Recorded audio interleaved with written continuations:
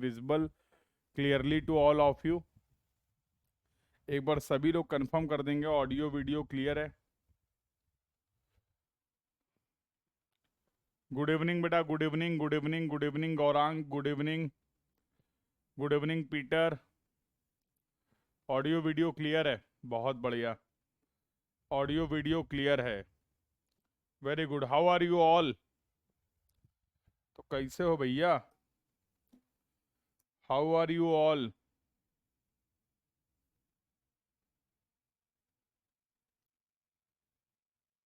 So I hope you all are good as usual. हमेशा की तरीके अभी सभी लोग ठीक हैं।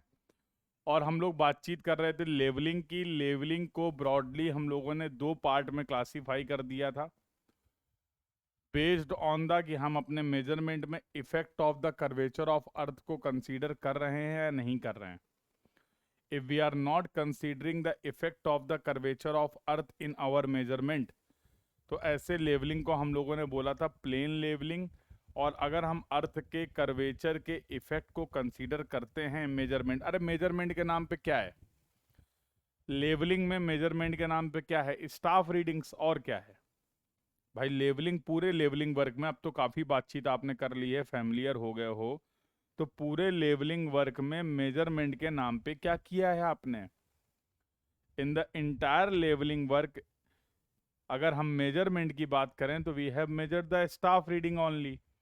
तो सिंपल सी बात है, इस बात को मैं ऐसे भी बोल सकता हूँ कि स्टाफ रीडिंग लेते समय अगर आप अर्थ के कर्वेचर के इफेक्ट को कंसीडर नहीं कर रहे हैं तो वो सिंपल प्लेन लेवलिंग है।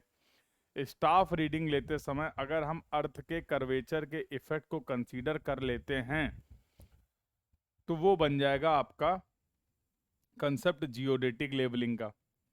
ठीक है, तो चलो थोड़ा सा समझते हैं जियोडेटिक लेवलिंग के बारे में। तो इस क्लास में हम लोग क्या बातचीत करने वाले हैं? In this class we will discuss a very important topic from your exam point of view. यहाँ से 2 नंबर का सवाल आपको एग्जाम में देखने को मिलता है, गेट हो चाहे ईएससी हो या स्टेट हो, एई हो या जेई हो। तो लेवलिंग के भी टॉपिक बहुत ही लिमिटेड टॉपिक हैं जहाँ से अच्छे न्यूमेरिकल प्रॉब्लम बनते हैं और लगभग लगभग बहुत फ्रिक्वेंटली हर एग्जाम में वो सवाल देखने को मिलते हैं। तो जब जब जैसे जैसे हम लोग वो कंसेप्ट कवर करते जा रहे हैं तो मैं उन चीज़ों को मार्क भी करा दे रहा हूँ ताकि आप ध्यान रखें। इन्वर्टेड स्टाफ का सवाल आता है, एचआई मेथड और राइज एंड फॉल मेथड में आपका अर्थमेटिकल चेक से रिलेटेड सवाल आता है। क्वेश्चन लगाए होंगे तो इस बात का आइडिया होगा, क्यों भाई? उसी तरीके से रेसिप्रोकल लेवलिंग का कंसेप्ट क्या है, और साथ साथ पैरेलल में ही हम लोग समझ लेंगे जियोडेटिक लेवलिंग का क्या गेम है। जब हम अर्थ के कर्वेचर को कंसीडर करेंगे तो फिर एरर और करेक्शन की बात होगी। तो we will see the effect of the curvature of earth in our measurement. चलो ये सब बातों को, सिलसिले को शुरू करते हैं। चलो पहले बेसिक से स्टार्ट करते हैं। एक केस ये था और एक केस ये है।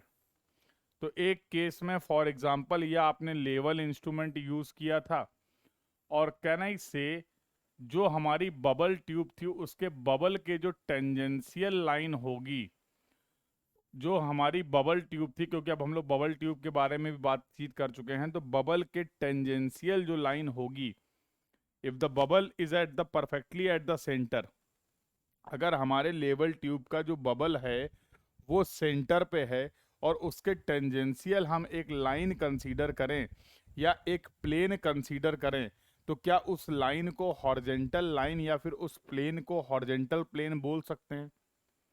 अगर बबल हमारा परफेक्ट सेंटर में है तो इसके टेंजेंशियल जो लाइन होगी, क्या हम उस लाइन को हॉरिजेंटल लाइन बोल सकते हैं, हाँ या ना? कोई देखो जल्दी नहीं है, आराम आराम से डाइजेस्ट करते रहेंगे कंसेप्ट को, कोई जल्दी नहीं है, बोल सकते हैं। तो अगर ये लाइन मैं हॉरिजेंटल लाइन बोल दूं तुम्हें कोई दिक्कत नहीं है, और यहां पर मैंने स्टाफ को प्लेस किया था परफेक्टली 90 डिग्री पे, तो ये प्यारी सी जो रीडिंग मिल गई थी एच, इसी को मैंने स्टाफ रीडिंग बोला था। तो मैं नहीं लगता यहां पर जो एच थी वो ये हम कह सकते हैं this is the measured value. यही वैल्यू तो हम मेजर कर रहे थे, यही वैल्यू तो हम लोग मेजर्ड कर रहे थे। लेकिन और इन दोनों के बीच में मान लो ये डिस्टेंस जो थी वो डी थी, लेवल इंस्ट्रूमेंट और स्टाफ के बीच में जो डिस्टेंस थी वो d थी। अभी क्या किया, for example this is our instrument, ये इंस्ट्रूमेंट है और ये स्टाफ है, दिस एंगल इज 90 डिग्री। तो मैं नहीं लगता है कि ऐसी केस में भी हम जो रीडिंग लेंगे वो corresponding to the horizontal line ही लेंगे। ऐसी केस में भैया जो बबल हमारा सेंटर पे है तो इसके टेंजेंशियल जो लाइन होगी उसी को तो हॉरिजॉन्टल लाइन बोल लो। तो इसको मुझे थोड़ा सा चेंज करना पड़ेगा, हालात बिगड़ चुके हैं। तो अगर अब मैं यहाँ पर स्टाफ को लोकेट करूं तो मुझे कुछ स्टाफ को इस तरीके से प्लेस करना पड़ेगा, this angle is going to be 90 degree and this is going to be the staff reading. Staff में यही वैल्यू तो मेजर कर रहे हो, स्टाफ में this is going to be the measured value, हाँ या ना। बट मुझे ये बताओ कि तुम्हें नहीं लगता है कि इन the case of geodetic labelling तुमने जो हॉरिजॉन्टल लाइन के करस्पॉन्डिंग रीडिंग ली है वो करेक्ट स्टाफ रीडिंग नहीं है,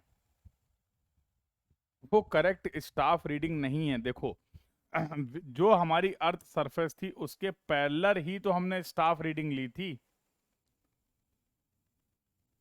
तो एक अगर फॉर एग्जांपल ये मान लो मेरा रेफरेंस है और रेफरेंस से 1 मीटर की हाइट में फॉर एग्जांपल सेम एलिवेशन पे मैंने कुछ पॉइंट्स लोकेट किए, तो क्या मैं इसको लेवल लाइन बोल सकता हूं? बोलो। क्योंकि रेफरेंस से इस लाइन के जितने भी पॉइंट हैं उन सबका एलिवेशन सेम है। तो भैया हमें जो स्टाफ रीडिंग लेनी थी, एक्चुअल में मेजर करनी थी, वो तो corresponding to the level line करनी थी ना। हाँ वो अलग बात है, हाँ ये बात बिल्कुल सही है कि प्लेन लेवलिंग के केस में हॉरिजॉन्टल लाइन और लेवल लाइन एक ही लाइन है, क्योंकि हमने अर्थ के कर्वेचर के इफेक्ट को कंसीडर नहीं किया है अपने मेजरमेंट में। Because we have not considered the effect of the curvature of earth in our measurements, that's why we are saying in the case of plane leveling both these lines are the identical line in the case of plane leveling, but जब आप अर्थ के curvature को consider करेंगे तो ये दो लाइनें same नहीं होंगी। एक्चुअल में जो आपको मेजरमेंट लेना था वो लेना चाहिए था इसके corresponding, this is your level line. देखो अब इस लेवल लाइन में रेफरेंस से सभी जगह की हाइट जो है वो सेम मिलेगी, तो corresponding to the level line we need to take the staff reading. But earth के कर्वेचर की वजह से we are taking the reading, we are taking the reading corresponding to the horizontal line. तो अगर ये measured value थी तो क्या ये ग्रीन वाली जो होगी वो ट्रू वैल्यू हो जाएगी? What should be the correct value? This green one should be the correct value of the staff reading. Do you agree on this point? Do you agree on this point? Yes or no, beta? Do you agree on this point? We need to consider the reading corresponding to the level line. But क्योंकि हम जो reading ले पा रहे हैं staff में that we are taking corresponding to the horizontal line, that's why there is some error in this measurement. अब भैया एरर तो पहले ही बता दिया था, एरर होती है measured value minus true value. तो मैं नहीं लगता हर हालात में कर्वेचर की वजह से मेजर्ड वैल्यू ज्यादा होगी और ट्रू वैल्यू कम होगी। देख लो, हमें कोई जल्दी नहीं है, देख लो कर्वेचर की वजह से हमेशा हम रीडिंग लेंगे corresponding to the horizontal line, और corresponding to the horizontal line जो रीडिंग होगी वो corresponding to the level line ज्यादा होगी। तो जब हमेशा एरर की अगर की बात करें मेजर्ड वैल्यू ज्यादा होगी ट्रू वैल्यू कम होगी, तो मेरे लाल बिना किसी दिक्कत के क्या मैं बोल दूं, कर्वेचर की वजह से हमेशा हम अपने लेवलिंग वर्क में या स्टाफ रीडिंग को मेजर करते समय पॉजिटिव रीड एरर कर रहे हैं। हमें नहीं पता है मैग्नीट्यूड कितना है, हमें नहीं पता है ये मैग्नीट्यूड कितना है, बट कंसेप्ट की हेल्प से हमें ये पता चल गया है कि कर्वेचर की वजह से जो हम एरर कर रहे हैं वो कैसी कर रहे हैं, कर्वेचर की वजह से we are committing the positive error in our measurement. और मेरे लाल, मेरे बच्चे, मुझे ये बता दो कि अगर अगर अगर एरर पॉजिटिव है तो करेक्शन की वजह से कर्वेचर की वजह से जो एरर करेक्शन रिक्वायर्ड होगा, क्या वो निगेटिव रिक्वायर्ड होगा? अरे अगर किसी मेजरमेंट में आपने पॉजिटिव एरर करी है तो उसको सही करने के लिए we need to apply the negative correction. अगर किसी मेजरमेंट में आपने पॉजिटिव एरर करी है तो उसको सही करने के लिए we need to apply the negative correction. इसमें कहीं कोई दिक्कत नहीं है किसी को। एक खेल और होता है, एक खेल और होता है। ये तो कर्वेचर को जब आपने कंसीडर किया ना, तो पहला तो अभी आपने देखा है कर्वेचर का खेला क्या है, बट एक खेला और होता है, एक खेला और होता है, और उस खेला को बोलते हैं हम लोग इफेक्ट ऑफ रिफ्रैक्शन। उस खेला को हम लोग बोलते हैं इफेक्ट ऑफ रिफ्रैक्शन। जरा इसको भी समझ लेते हैं। तो बचपन में कभी ना कभी हम लोगों ने रिफ्रैक्शन के बारे में, हम सभी लोगों ने पढ़ा है। इसको समझ लेते हैं। जैसे फॉर एग्जाम्पल ये अर्थ सरफेस है, फॉर एग्जाम्पल ये अर्थ सरफेस है, ये हमारी अर्थ है। मान लो इसकी डेंसिटी जो है वो d1 है, और अर्थ के ऊपर हवा है, अर्थ के ऊपर हवा है। तो मान लो ये कोई एक मीडियम है, ये कोई एक मीडियम है ग्रीन वाला, इसकी डेंसिटी d2 है। एक और मीडियम ले लो, क्या दिक्कत है? एक और मीडियम ले लिया, मान लो इसकी डेंसिटी जो है, एक और मीडियम ले लिया, मान लो इसकी डेंसिटी जो है वो d3 है, मान लें। अब जाहिर सी बात है कि अगर इस अर्थ के सरफेस पे हम अपना लेवल इंस्ट्रूमेंट रखते हैं, समथिंग लाइक दिस, तो ये this dotted line should be the horizontal line. ये डॉटेड लाइन जो हमें दिख रही है वो हॉरिजॉन्टल लाइन होनी चाहिए। इसको डिफाइन कर दिया है।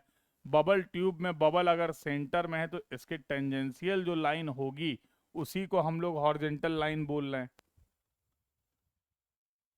अब रिफ्रैक्शन का खेल क्या होता था कि जो फॉर अब इनमें से अगर इन तीनों की डेंसिटी को कंपेयर करें, d1 और d2 और d3 की डेंसिटी को कंपेयर करें, तो तुम्हें नहीं लगता सबसे ज्यादा डेंसिटी अर्थ की होगी? इसके बाद जैसे जैसे आप ऊपर बढ़ोगे डेंसिटी कम होती चली जाएगी। जो अलग अलग तीन मीडियम आपने कंसीडर किए हैं, इनकी डेंसिटी में खेल ये होगा। तो इफेक्ट ऑफ रिफ्रैक्शन ये बोलता था कि जब कभी भी हम देखते हैं हमारी जो लाइन ऑफ साइट होती है वो जनरली अगर अलग अलग मीडियम है, अलग अलग डेंसिटी अवेलेबल हैं, तो the line of site will bend towards the denser medium.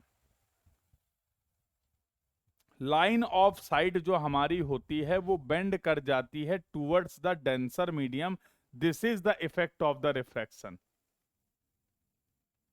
Light effect को करेक्शन में यूज करेंगे, अभी केवल सुनेंगे चटर्जी साहब, अभी केवल सुनेंगे, अभी केवल सुनेंगे, अभी केवल और केवल सुनेंगे बस, और जो पूछा जा रहा वो बताएंगे। अभी मैं आपको ये बता रहा हूं रिफ्रैक्शन का खेल होता क्या है कि जब कभी भी अलग अलग मीडियम है तो हमारी लाइन ऑफ साइट जो होती है that will bends toward the denser medium. तो हम चाह तो रहे थे कि हॉरिजॉन्टल लाइन के करस्पॉन्डिंग हम रीडिंग लें। तो अगर यहां पर एक तुम्हारी मन की तसल्ली के लिए मैं स्टाफ लगा दूं, तो this should be the true value. ये जो वैल्यू आपको दिख रही है this should be the true value of the measurement. अरे हम तो हॉरिजॉन्टल लाइन के करस्पॉन्डिंग ही रीडिंग लेते हैं ना। लेकिन क्या हुआ, अब यहां पर under the effect of the refraction, refraction की वजह से हमारी जो ये लाइन ऑफ साइट है, दो this is going to be the deflected line, this is going to be the deflected line. हमारी जो लाइन ऑफ साइट थी, लाइन ऑफ साइट जो थी वो डिफ्लेक्ट कर गई टूवर्ड्स द डेंसर मीडियम। तो d1 d2 d3 में सबसे ज्यादा डेंसिटी कहां थी? d1 की थी, तो ये d1 की तरफ बेंड कर जाएगी। तो मैं नहीं लगता अगर ये d1 की तरफ बेंड कर जाएगी तो मैं, चलो तुम्हारी सहूलियत के लिए इसको हटा देता हूं और यहां पर मैं लिख देता हूं this is going to be the true value, measured value. हम चाह रहे थे ये ट्रू वैल्यू मेजर करना, लेकिन रिफ्रैक्शन की वजह से हमने ये मेजर्ड वैल्यू कर ली। और अगर रिफ्रैक्शन की वजह से हम अपने मेजरमेंट में गलती देखें तो एरर ड्यू टू रिफ्रैक्शन अगर हम देखते हैं तो ये होती है measured value minus true value. तुम्हें नहीं लगता है कि रिफ्रैक्शन की वजह से हमेशा हमारी मेजर्ड वैल्यू कम होगी, हमेशा हमारी मेजर्ड वैल्यू कम होगी as compare to the true value? Diagram से भी वेरीफाई कर सकते हो। Always under the effect of the refraction our measured value will have less value as compared to the true value of the measurement। जल्दी बोलो हाँ या ना। तो भैया क्या मैं बोल सकता हूं कर्वेचर ड्यू टू रिफ्रैक्शन जो होगा अगर ये कम होगी तो ये हमेशा निगेटिव आ जाएगा, और करेक्शन जो होगा वो हमेशा रिफ्रैक्शन की वजह से जो करेक्शन रिक्वायर्ड होगा वो हमेशा पॉजिटिव होगा। रिफ्रैक्शन की वजह से जो करेक्शन रिक्वायर्ड होगा वो हमेशा पॉजिटिव होगा। ये अभी आपने इस स्लाइड में देखो, इस स्लाइड में आपने इफेक्ट ऑफ द कर्वेचर समझा। जब हमने कर्वेचर समझा तो हमने रिफ्रैक्शन की कोई बात नहीं करी। We have separately dealt with the effect of the curvature. जब कर्वेचर को समझ गए, कर्वेचर की वजह से क्या खेल हो रहा था, फिर हमने रिफ्रैक्शन को समझा। जब हमने रिफ्रैक्शन की बात करी तो कर्वेचर की कोई बात नहीं करी। देखो इस स्लाइड में यहां पर हमने कर्वेचर की वजह से कोई भी क्या भी एरर हो रही है, क्या भी करेक्शन हो रहा है, ऐसा कुछ भी नहीं किया। मानते हो कि नहीं? लेकिन जब आप अगर आपके इंस्ट्रूमेंट और स्टाफ के बीच की डिस्टेंस ज्यादा है, मतलब अगर अर्थ का कर्वेचर आप कंसीडर कर रहे हैं, तो क्या कर्वेचर और रिफ्रैक्शन अलग अलग डील करोगे? ये बता दो हमें। अगर आप अर्थ के कर्वेचर के इफेक्ट को कंसीडर कर रहे हैं मेजरमेंट में, तो तुम्हें नहीं लगता है मेरे लाल कि किसी भी सिंगल मेजरमेंट की अगर हम बात करें तो वहां पर एरर ड्यू टू कर्वेचर भी होगी अगर जियोडेटिक लेवलिंग की बात कर रहे हैं, और सेम टाइम पे एरर ड्यू टू रिफ्रैक्शन भी होगा। ऐसा थोड़ा है कि रिफ्रैक्शन कर रहा, नहीं नहीं हम छुट्टी पे हैं, आज केवल एरर करेक्टर कर्वेचर की वजह से होगी, ऐसा तो नहीं होगा ना। There will be the combined effect of the curvature and refraction in your measurement. Same time पे कर्वेचर की वजह से भी गलती हो रही है, सेम टाइम पे रिफ्रैक्शन का भी इफेक्ट है। तुम्हें नहीं लगता है हालात जो हैं वो थोड़े से कठिन होते चले जा रहे हैं? तो अब हम बात करेंगे combined effect of combined effect of combined effect of curvature and refraction. बहुत प्यार से समझना बेटा। आई थिंक मैं काफी प्यार से समझा रहा हूं, सही समझा रहा हूं, स्पीड सही है, राइटिंग भी सही है। ध्यान दिया तुमने? राइटिंग अच्छी मतलब कंसेप्ट इंपॉर्टेंट। जल्दी जल्दी बता दिया मतलब बस जल्दी जल्दी समझना था। इसका मतलब ये है कि मैं भी साफ सुथरा लिख लेता हूं, ये मत सोचना कि सर की राइटिंग ही खराब है। हाँ?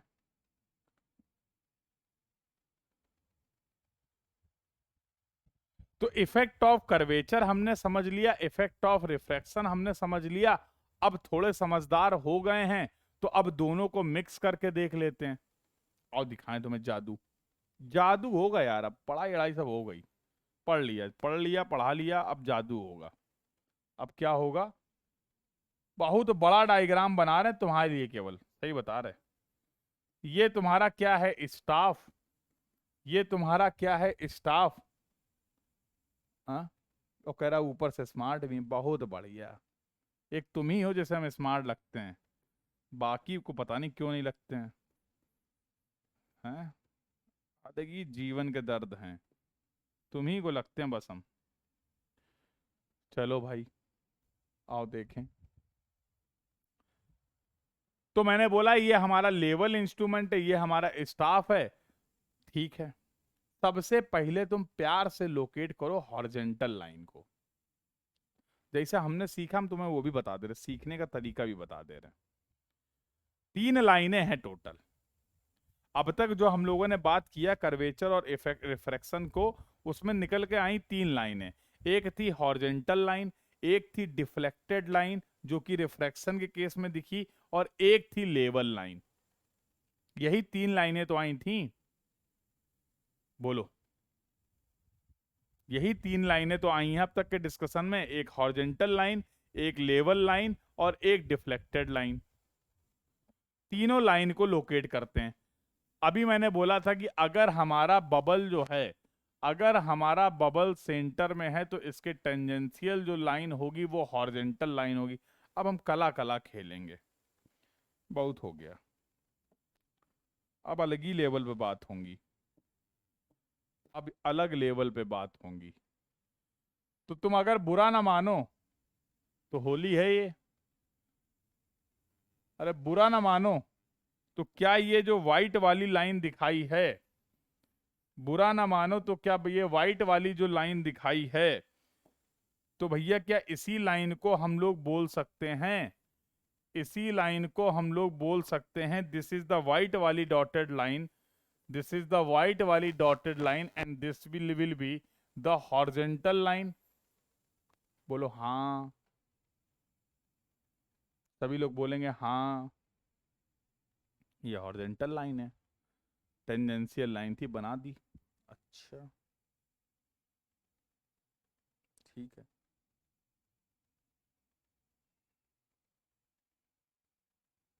ठीक है। अगर इस अर्थ सरफेस के करस्पॉन्डिंग एक लेवल लाइन बनाएं, अगर एक इस अर्थ सरफेस के करस्पॉन्डिंग लेवल लाइन बनाएं, अगर इस अर्थ सरफेस, अरे तो भैया इसके पैरेलल ही तो लाइन जो होगी, इसके पैरेलल जो लाइन होगी this should be the level line. जल्दी बोलो हाँ। अर्थ सरफेस के पैरेलल, भैया लेवल लाइन हमेशा रेफरेंस के पैरेलल होगी तभी तो लेवल होगा। अगर ये हमारी रेफरेंस लाइन है और आप ये बोल लो कि सर ये एक लाइन है, बताओ ये लेवल लाइन है कि नहीं है, कैसे कह दें लेवल लाइन है, पैरेलल नहीं है। तो level line will always parallel to the reference. चलो ये भी समझ गया, तो 2 लाइनें तो दिख गई यार, एक हॉरिजेंटल लाइन दिख रही है, एक लेवल लाइन दिख रही है। अभी अभी मैंने बताया था कि रिफ्रैक्शन की वजह से जब आप हॉरिजेंटल देखना चाह रहे हैं, तुम चाह रहे हो बट तुम्हारी सारी चाहतें पूरी हो ये नहीं संभव है, कुछ चाहतों का अधूरा रहना भी जरूरी है। ये कहाँ चलेगा, वापस आओ। हैं, कुछ चाहते नहीं पूरी होती हैं, तो हम देखना तो चाह रहे थे हॉरिजेंटल लाइन के करस्पॉन्डिंग, बट रिफ्रैक्शन की वजह से हमारी ये जो लाइन थी वो क्या करके डिफ्लेक्ट हो गई। रिफ्रैक्शन की वजह से हमारी ये जो लाइन थी वो क्या हो गई, डिफ्लेक्ट हो गई। तो भैया ये देखो, हम चाह तो रहे थे कि हम मेजरमेंट करें corresponding to the horizontal line, but under the effect of the refraction हमारी ये जो लाइन थी वो डिफ्लेक्ट हो गई। हो गई, जल्दी बोलो हाँ या ना। तीनों लाइनें लोकेट कर दी, स्टेप 1 ओवर। कोई डाउट किसी को?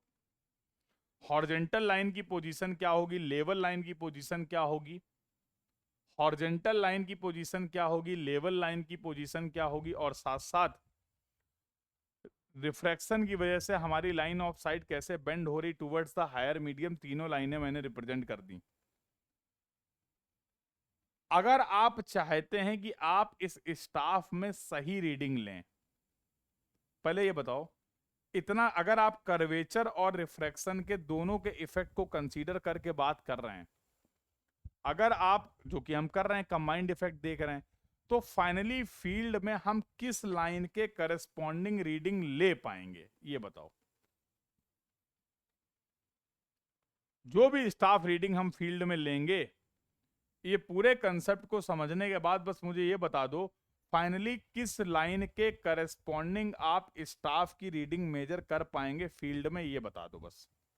सोचो समझो, टेक योर टाइम और आराम से बताओ।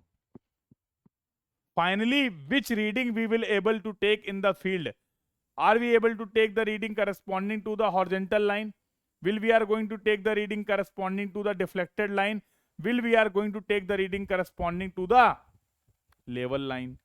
मेरे सभी बच्चे बड़े तेज हैं, बचपन से ही हो, बचपन से ही इतने तेज हो। हमें कुछ बताना ही नहीं पड़ता, सब खुद ही बता देते हैं। बहुत बढ़िया, बहुत ही प्यारे बच्चे हैं।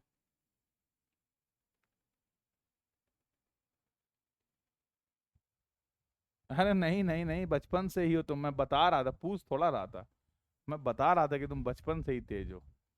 बिल्कुल सही। अरे यार, तुम्हें अगर कोई दिक्कत ना हो तो अब इस स्टाफ रीडिंग को मेजर्ड वैल्यू बोल दें।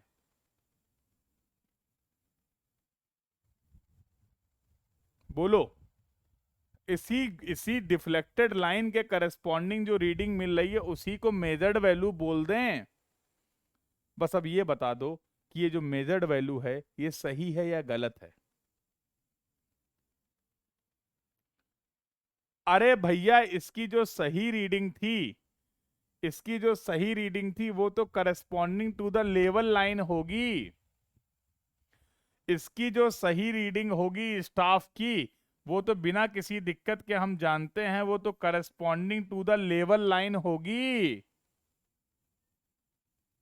तुम्हें नहीं लगता है ये जो टोटल एरर आपको दिख रही है, this is the combined correction that we need to apply? गलत। यहां पर हम क्या कर सकते हैं, क्योंकि अब हमने डिफ्लेक्टेड लाइन के करस्पॉन्डिंग मेजर्ड वैल्यू को दिखा दिया है, तो अब मैं क्या बोल सकता हूं कि this correction that we are going to applied, this will be the combined correction. यहां पर कर्वेचर और रिफ्रैक्शन दोनों का इफेक्ट आपने कंसीडर कर लिया है। यहां पर कर्वेचर और रिफ्रैक्शन दोनों का इफेक्ट आपने कंसीडर कर लिया है। तो जो भी मेजर्ड वैल्यू है उसमें कंबाइंड करेक्शन अप्लाई करिए तो आपको ट्रू वैल्यू मिल जाएगी। तो चलो पहले देखते हैं कि अगर एरर कर्वेचर और रिफ्रैक्शन को दोनों को कंसीडर कर रहे हैं तो एरर का नेचर कैसा होगा। आओ देखें। तो error due to the combined effect will be equal to होता है measured value minus true value. शायद तुम्हें डायग्राम से दिख रहा होगा, ये मेजर्ड वैल्यू हमेशा ज्यादा होगी ट्रू वैल्यू से। तो एरर जो होगी कंबाइंड इफेक्ट से वो हमेशा पॉजिटिव होगी।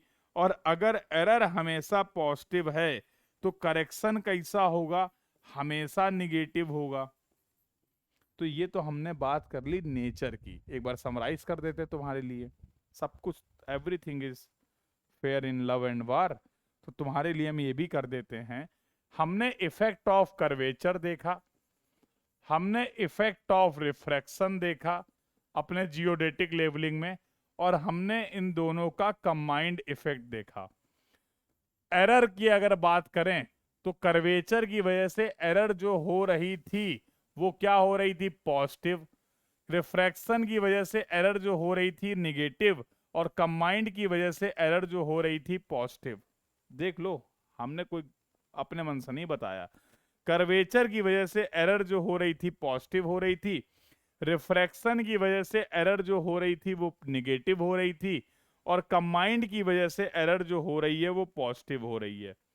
पॉजिटिव निगेटिव पॉजिटिव, कितनी हो रही हमें नहीं पता, कितनी हो रही हमें नहीं पता है। बट अभी तक जो हमने पढ़ा है उसके हिसाब से हमने इतना बना लिया। चलो भाई, उसके हिसाब से हमने इतना कंक्लूजन ड्रॉ कर लिया, उसके हिसाब से हमने इतना कंक्लूजन ड्रॉ कर लिया। कोई तकलीफ किसी को? जैसे एरर की बात करी है वैसे ही अभी आगे चल के इनके करेक्शन की बात करेंगे। तो करेक्शन तो तुम अभी बता सकते हो। ये अगर पॉजिटिव एरर है तो निगेटिव करेक्शन, अगर ये निगेटिव एरर है तो पॉजिटिव करेक्शन, और अगर ये पॉजिटिव एरर है तो निगेटिव करेक्शन। मतलब तुम्हें पहले भी बताया था, जीवन में जब कभी भी एरर या फिर करेक्शन की बात होगी, जीवन में जब कभी भी एरर या फिर करेक्शन की बात होगी, हमें दो चीजों का पता होना बहुत जरूरी है। जब कभी भी एरर और करेक्शन की बात होगी तो हमें पता होना चाहिए कि भैया उनका मैग्नीट्यूड क्या है और उनका नेचर क्या है। तो ये जो आपने रिप्रेजेंट किया है ये केवल नेचर बता रहा है एरर और करेक्शन का। ये जो आपने अभी कंक्लूड किया है ये आपको केवल एरर और करेक्शन का नेचर बता रहा है। कर्वेचर की वजह से पॉजिटिव एरर, कर्वेचर की वजह से निगेटिव करेक्शन, ये पता चल रहा है, कितनी एरर कितना करेक्शन ये कैसे पता चलेगा? कितनी एरर कितना करेक्शन ये कैसे पता चलेगा? सवाल ये है। Do you want to know about the magnitude of this error?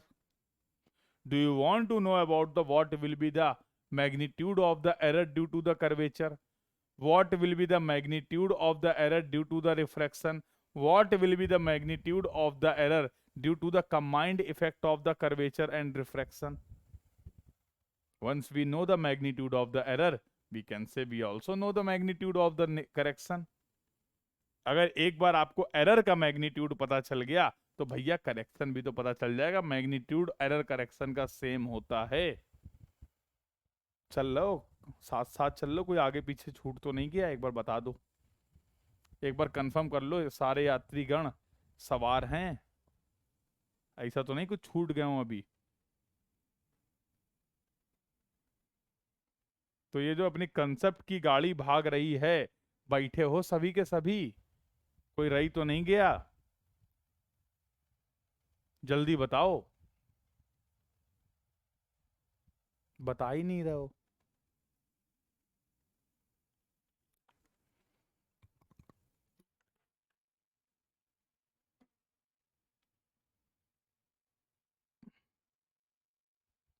क्या कमेंट कमेंट कानपुर पे ही हैं आपके साथ? अच्छा, बहुत बढ़िया, चल रहे हैं साथ साथ चल रहे। कमेंट थोड़ा लेट आ रहे हैं, रुको जरा।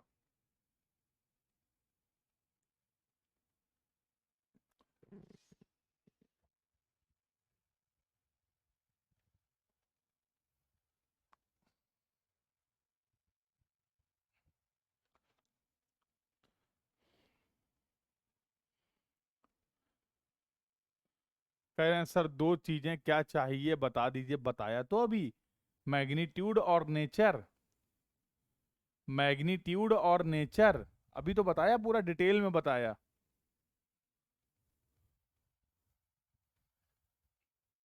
आओ अब प्रयास करते हैं इनके मैग्नीट्यूड को फाइंड आउट करने की, फिर एक एक करके बात करेंगे, फिर एक एक करके बात करेंगे। आओ तो सबसे पहले देखते हैं फिर से कर्वेचर का गेम।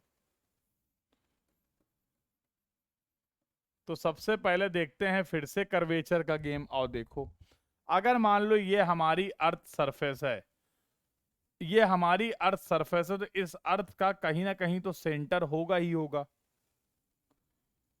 इस अर्थ का कहीं ना कहीं सेंटर होगा ही होगा। मान लो हमने ये पॉइंट एक ले लिया है ए, तो क्या ए पॉइंट पे हम हॉरिजेंटल लाइन को रिप्रेजेंट कर सकते हैं? जल्दी बोलो हाँ या ना। क्या हम ए पॉइंट पे हॉरिजेंटल लाइन को रिप्रेजेंट कर सकते हैं? बोलो जल्दी बोलो हाँ या ना। और सिमिलरली अगर हमने एक कोई पॉइंट लिया है बी, जहां पर हमने रखा अपने प्यारे से स्टाफ को, तो we have place the staff something like this at an angle of 90 degree. तो भैया तुम्हें नहीं लगता है कि we can also represent this distance by R? एक ही कलर हो गया, कंफ्यूज हो जाओगे, कलर चेंज कर। कलर की कोई कमी नहीं, जिंदगी में बहुत कलर है। ये देखो, ये इसकी रेडियस हो गई, ये इसकी रेडियस हो गई, कोई दिक्कत? जल्दी बोलो हाँ या ना। इसको चलो ओ से रिप्रेजेंट कर देते हैं, ओ से, ठीक है? O is the centre of the earth. जल्दी बोलो हाँ या ना, जल्दी बोलो हाँ या ना। तो तुम्हें नहीं लगता ये जो आ रहा है यही तो कर्वेचर का इफेक्ट है?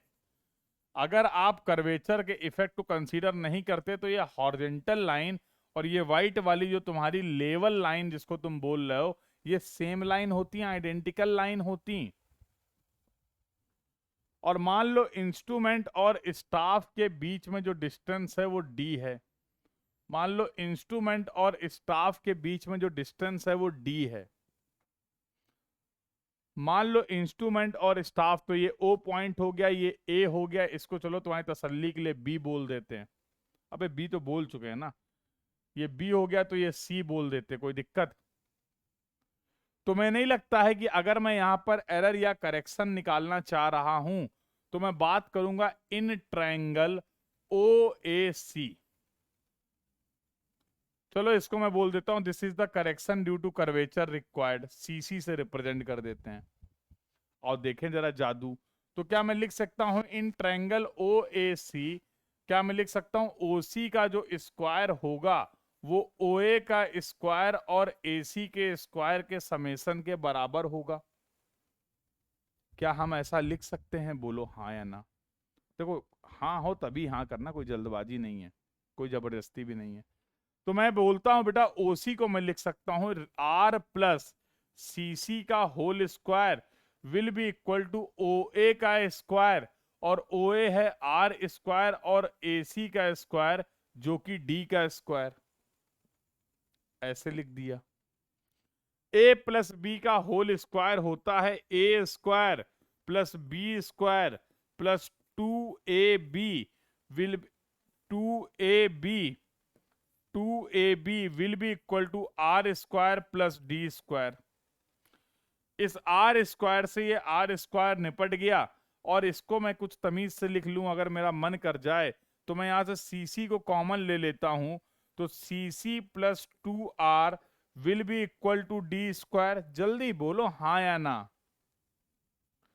और भैया यहां से अगर कर्वेचर करेक्शन निकालें तो ये आ जाएगा D square upon C C plus two R, क्योंकि हम अबे सी सी क्या है?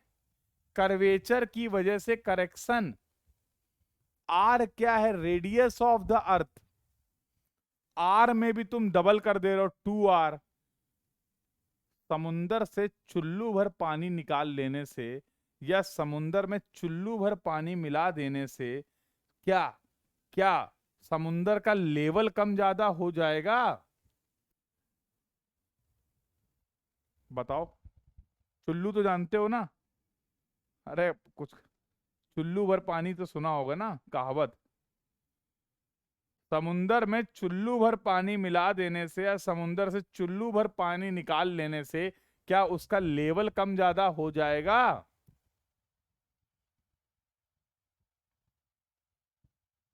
Do you know about the चुल्लू?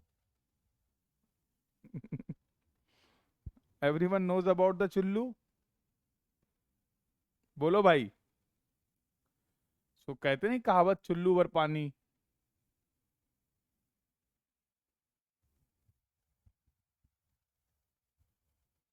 तो धरती की रेडियस के 2 गुना। अरे बाप रे, धरती के रेडियस के 2 गुना में अगर ये कर्वेचर करेक्शन प्लस माइनस करेंगे भी तो कौनो फर्क पड़ेगा क्या? तो भैया यहां पर हम जानते हैं सीसी की जो वैल्यू है वो कम नहीं है, वो बहुत कम है 2R से। सीसी की जो वैल्यू है वो कम नहीं है, वो बहुत कम है 2R से। तो इस सीसी को यहां से अगर हम निपटा दें तो कोई दिक्कत नहीं। कंसीडर करेंगे सीसी को, नहीं कंसीडर करेंगे सीसी को, क्या ही फर्क पड़ जाएगा? अब मेरे लाल, अगर तुम ध्यान से देखो तो कर्वेचर की वजह से, कर्वेचर की वजह से, कर्वेचर की वजह से, कर्वेचर की वजह से यहां तक पहुंच चुके थे। D square upon 2R radius, unit unit अगर खेल लें तो जब तुम इसको सॉल्व करोगे तो सीसी की वैल्यू आ जाएगी 0.0785 डी स्क्वायर। ध्यान देने वाली बात यह है कि इस एक्सप्रेशन से जो सीसी होगा वो उसकी यूनिट आएगी मीटर में, और D unit to put in kilometre. तुम्हारे सामने है, चेक कर लो। ये मैग्नीट्यूड पता चल गया, टेबल भर दें? ये मैग्नीट्यूड पता चल गया, टेबल भर दें? ये मैग्नीट्यूड पता चल गया, करेक्शन आ गया 0.0785 डी स्क्वायर। एरर कितनी हो जाएगी? 0.0785 D square. Error positive, correction negative, curvature की वजह से। Error positive, correction negative, curvature की वजह से। कोई दिक्कत किसी को? ध्यान देना, कोई दिक्कत किसी को? अभी कर्वेचर की बात करी है। अगला डिस्कशन जो आता है कि सर अभी अभी आपने बात करी थी रिफ्रैक्शन करेक्शन की, तो ये कर्वेचर की जो बात हो गई। अब बात आता है रिफ्रैक्शन करेक्शन की, तो एक गाइडलाइन हमारे पास है कि correction due to the refraction जो होता है उसका मैग्नीट्यूड जो होता है वो 1/7 ऑफ सीसी होता है। देखो जरा, तो सी आर का जो मैग्नीट्यूड होगा वो सीसी के मैग्नीट्यूड का 1/7 होगा। 0.0785 डी स्क्वायर डिवाइड बाई 7 करोगे तो ये आ जाएगा 0.0112 डी स्क्वायर। चेक करो हाँ या ना, चेक करो हाँ या ना। तो भैया अगर इसके इसके इफेक्ट को यहां पर भरें तो ये आ जाएगा 0.0112 डी स्क्वायर और ये आ जाएगा 0.0112 डी स्क्वायर। अगर तुम्हें इन दोनों का कंबाइंड इफेक्ट लेना है तो भैया इन दोनों को प्लस माइनस देख लो, तो ये पॉजिटिव है, निगेटिव आई थिंक पॉजिटिव आएगा। 0.0673 D square, 0.0673 D square. Check करो हाँ या ना।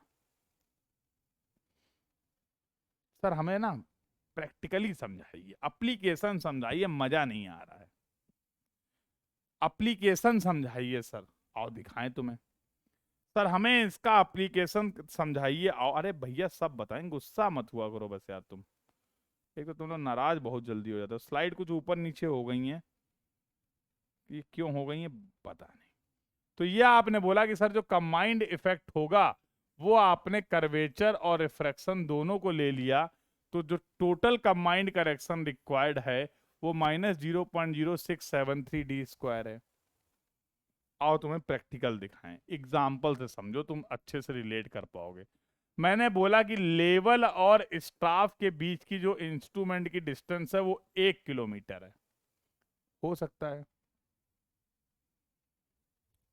लेवल और स्टाफ के बीच की जो डिस्टेंस है वो 1 किलोमीटर। हमारे पास ऐसे लेवल अवेलेबल हैं जिनसे हम 1 किलोमीटर तक देख सकते हैं, कोई बहुत बड़ी बात नहीं है। और बोल रहा है कि वहां पर जो आपने स्टाफ रीडिंग मेजर करी है, वहां पर जो आपने स्टाफ रीडिंग मेजर करी है वो 2.530 मीटर है।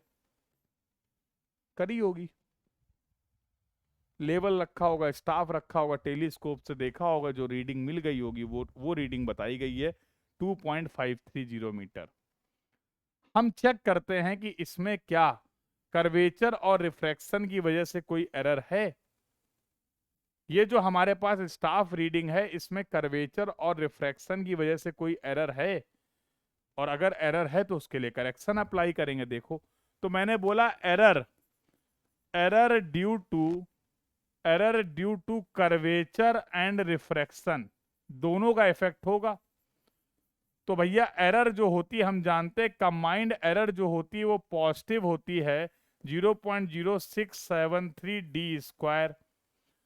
तो कम error due to combined effect अगर हम देखें, अगर हम कंबाइंड इफेक्ट देखें तो ये आ जाएगा प्लस का 0.0673 इंटू 1 का स्क्वायर कर दें। जल्दी बोलो हाँ या ना, क्योंकि डी हमें पुट करना था इन किलोमीटर। डी जो था इस एक्सप्रेशन में वो था किलोमीटर में।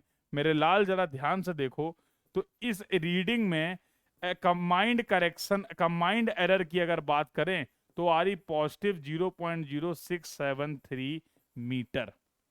यहां से error you will get in metre, देख रहे हो। तो करेक्टेड वैल्यू क्या हो जाएगी, तो इस करेक्टेड स्टाफ रीडिंग क्या हो जाएगी। अरे बोल ही नहीं रहे हो, करेक्टेड स्टाफ रीडिंग क्या हो जाएगी। एरर करेक्शन होगा negative 2.530 minus 0.0673, that will be equal to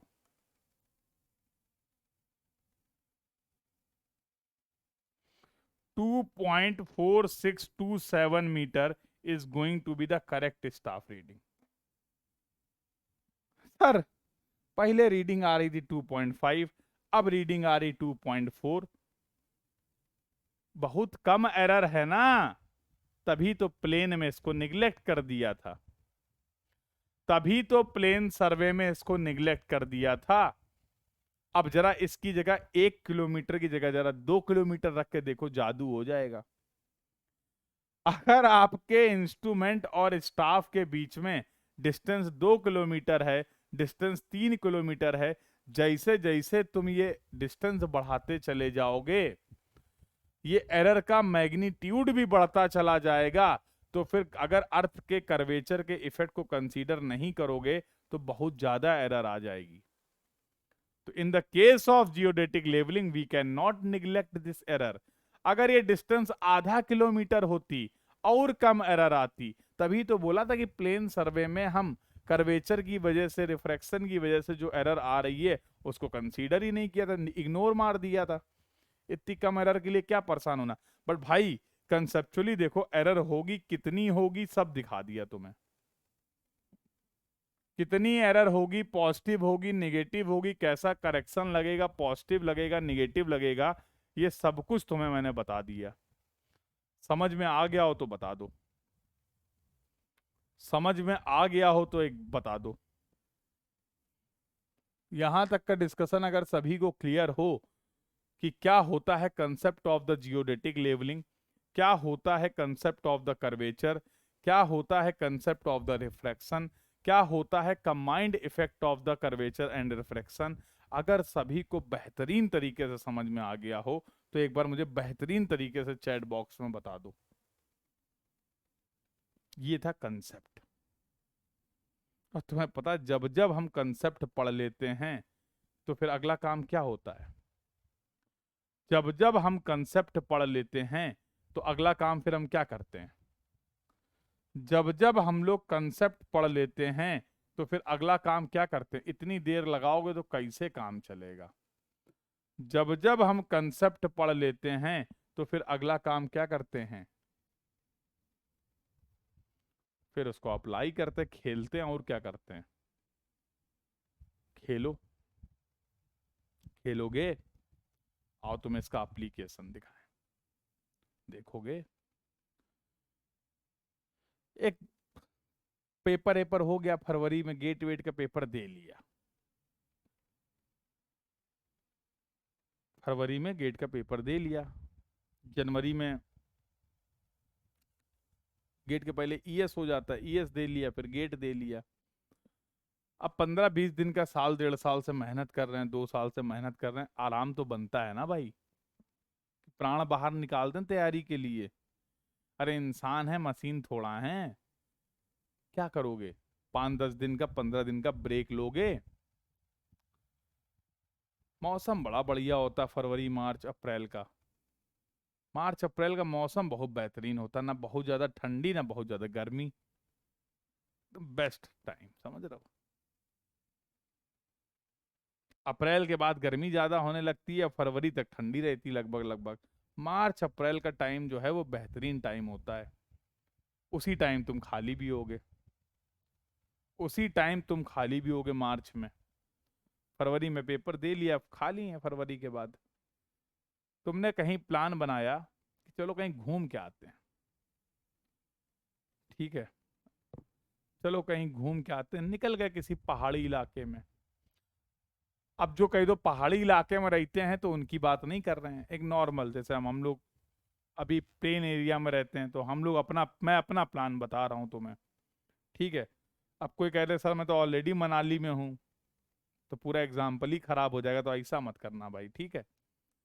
जो समझाना चाह रहे हैं वो समझना। गए एकदम, मैं और मेरी तन्हाई, बढ़िया पहाड़ी इलाके में बेहतरीन निकल गए। पहाड़ी इलाके में गए और यहाँ पे जाके चुपचाप बैठ गए। यहाँ पर जाके चुपचाप क्या बैठ गए, अकेले से शांति में बैठे हुए हैं, ऐसे करके। कितना मजा आ रहा है, सोच के देखो। किसी पहाड़ी इलाके में ऐसे करके करके बैठे हैं आराम से। पोस्टर भी देखो बता दिया है, इस तरीके से बैठे हुए, एकदम शांत हवा, एकदम बहुत बढ़िया माहौल। हाँ, कह रहा बहुत मजा आ रहा है, ज्यादा मजा मतलब कंसेप्ट सीखो, कंसेप्ट। अब क्योंकि साल भर पढ़ाई करी थी, हवा चल रही है एकदम, चारों तरफ शांति ही शांति है। फील करके देखो, आधी थकान तो ऐसे ही खत्म हो जाएगी। हाँ,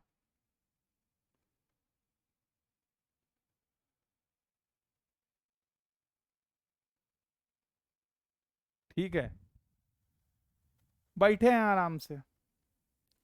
अब साल भर पढ़ाई करी थी तो ऐसा थोड़ा कंसेप्ट रातों रात एकदम से निकल जाएंगे। इतनी मेहनत से एक एक कंसेप्ट दिमाग में ठूंसा था, भरा था, तो कहीं ना कहीं तो रहेंगे ना, ख्याल तो रहेंगे ही ना। बैठे थे ऐसे पहाड़ में, एकदम से देखा सामने एक और चोटी दिख रही है, सामने एक दूसरे पहाड़ की दूसरी चोटी दिख रही है, और उस चोटी पे मान लो कोई एक पॉइंट दिख रहा, ये ऊपर भी हो सकती, नीचे भी हो सकती, कहीं पे भी हो, ये चोटी दिख रही है। हम यहाँ बैठे थे, ए पॉइंट पे बैठे थे, बी पॉइंट हमें दिखा, वहां हो सकता कोई और बैठा हो गेट का पेपर दे के।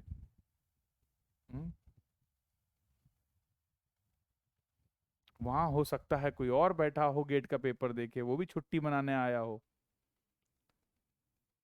जैसे ही तुमने देखा, तुम्हारे मन में आ गया, सर्वेइंग की याद आ गई तुम्हें। जब तुम्हें सर्वेइंग की याद आ गई तो तुमने कहा यार एक बात बताओ, मेरे पॉइंट ए, उनके पॉइंट बी, इनके बीच में एलिवेशन डिफरेंस कितना है। औलो हुआ बवाल, पूरा मामला खराब। एकदम से शांति में बैठे बैठे तुम्हारे दिमाग में ख्याल आया कि भाई इन दोनों पॉइंट के बीच में एलिवेशन डिफरेंस, दो ही पॉसिबिलिटी है, ए के कंपैरिजन में या तो बी हायर पॉइंट में होगा या तो लोअर पॉइंट में होगा, एक ए बी के हो सकता है सेम पॉइंट पे हो। बट बैठे बैठे तुम्हारे दिमाग में ख्याल आया कि अगर मान लो मुझे आप इन दोनों पॉइंट के बीच का एलिवेशन डिफरेंस निकालना है, इन दोनों पॉइंट के बीच का एलिवेशन डिफरेंस निकालना है, तो कैसे पता करें। मामला बड़ा खराब है, पहाड़ी इलाका है एकदम, क्या करोगे बताओ। किसी भी तरीके से क्या आप इन दोनों पॉइंट ए और बी के बीच में एलिवेशन डिफरेंस निकाल सकते हैं। या मैं बोलूं तो अगर तुम्हें मैं किसी एक पॉइंट का, मान लो तुम ए पॉइंट पे हो, इसका आरएल मैं तुम्हें बता दूं, तो क्या तुम मुझे बी पॉइंट का आरएल बता सकते हो। If you know the RL of the point A, how you can find out the RL of the point B. हालात एकदम हिली वाले हैं ये भैया, ऑब्स्ट्रैक्शन है, ये ऑब्स्ट्रैक्शन है। यहां पर कहीं पे भी बीच में स्टाफ स्टाफ रीडिंग नहीं ले सकते हैं, गलत फहमी में मत रहना। कहीं पे भी बीच में स्टाफ रीडिंग नहीं ले सकते हैं, कहां रखोगे स्टाफ। अब यार सवाल अगर दिमाग में आया तो जवाब तो मिलेगा। तुमने कहा हो गई छुट्टी, हो गया आराम, अब हम इसमें एलिवेशन वाला गेम समझ के जाएंगे। तुम निकाल सकते हो भैया, तुम पढ़ाई कर रहे हो। तुमको जब सर्वेइंग पढ़ाई गई थी तो एक प्यारा सा कंसेप्ट बताया गया था जिसको हम लोग बोलते हैं रेसिप्रोकल लेवलिंग। लेवलिंग वाले चैप्टर में सर ने एक कंसेप्ट बताया था जिसको बोलते हैं रेसिप्रोकल लेवलिंग। आओ भैया रेसिप्रोकल लेवलिंग की हेल्प से ऐसी खतरनाक सिचुएशन पे भी मेजरमेंट करके आते हैं। Are you ready. आज पार्क नहीं चलेंगे, आज पहाड़ों में चलेंगे, चलोगे। बहुत हो गया पार्क पार्क पार्क, आज बात होगी पहाड़ों पे। चलें, उठाओ लेवल, उठाओ स्टाफ और चलो। उठाओ लेवल, उठाओ स्टाफ और चलो दिखाते हैं तुम्हें कैसे तुम यहां पर आगे का खेल करोगे। सिचुएशंस अबे पूछ लेता है, reciprocal is reciprocal levelling is applicable, is suitable for which condition. नहीं भूल पाओगे, अब भूल ही नहीं पाओगे। ऐसे कौन से हालात होते हैं जहां पर हम रेसिप्रोकल लेवलिंग को प्रेफर करते हैं। तो सर जब कभी कोई ऑब्स्ट्रक्शन है, like specially in the case of hilly area, when we can not take the staff reading between the intermediate stations, in that case we will go for the reciprocal leveling. यही तो बता रहे थे. अब कुछ लोग के दिमाग में सब नहीं घुस रहा, कुछ लोग ये जानना चाह रहे बी पॉइंट पे है कौन. कुछ लोग तो बस ये जानना चाह रहे हैं कि बी पॉइंट पे है कौन है.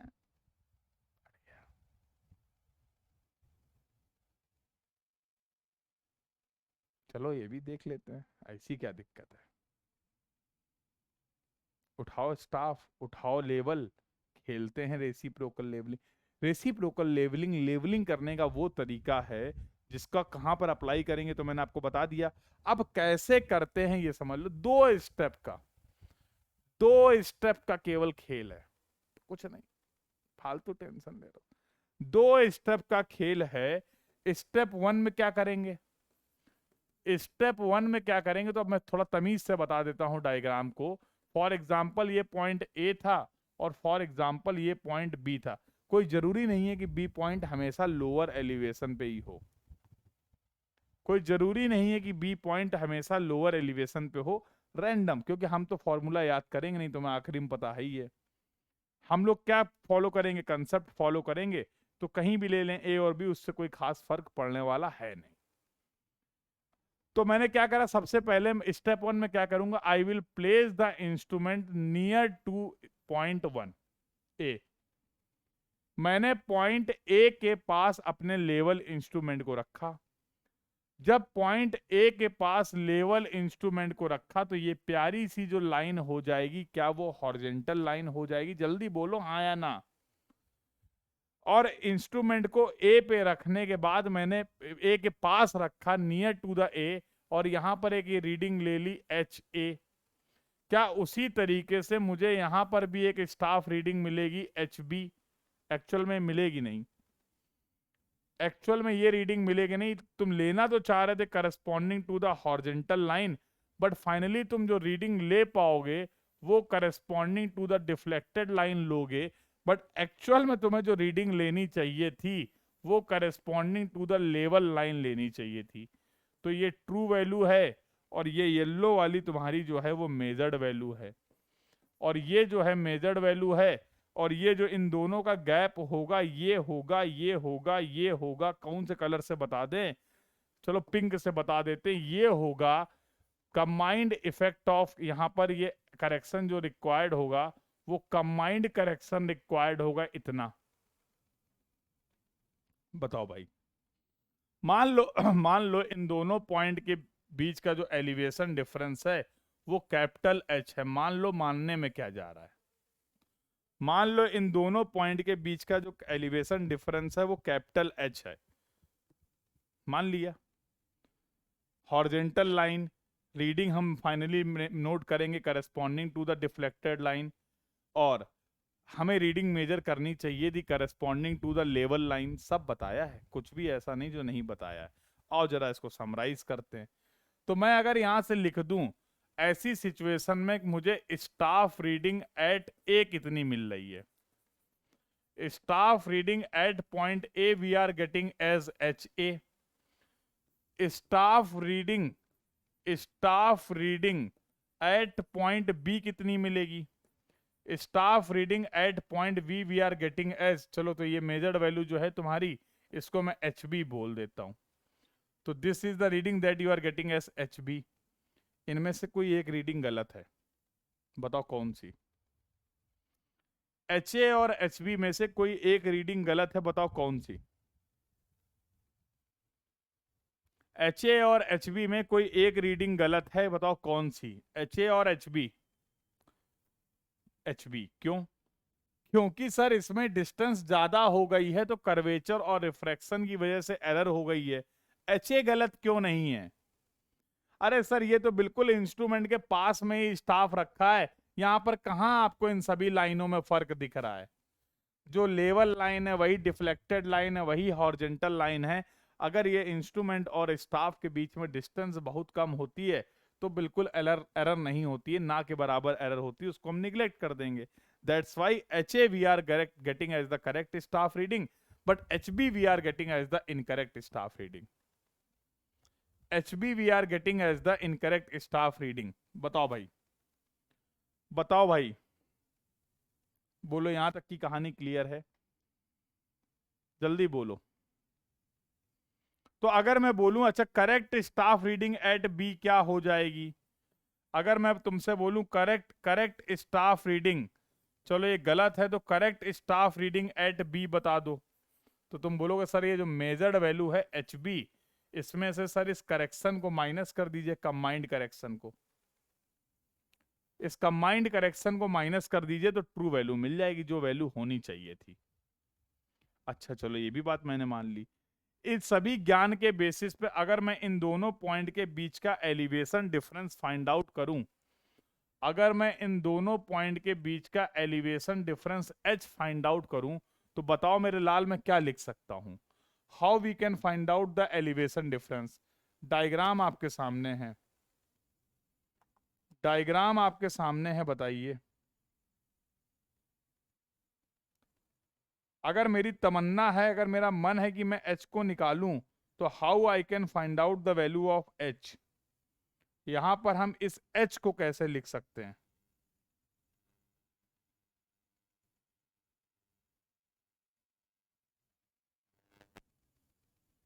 अब देर हो गई अंकुर,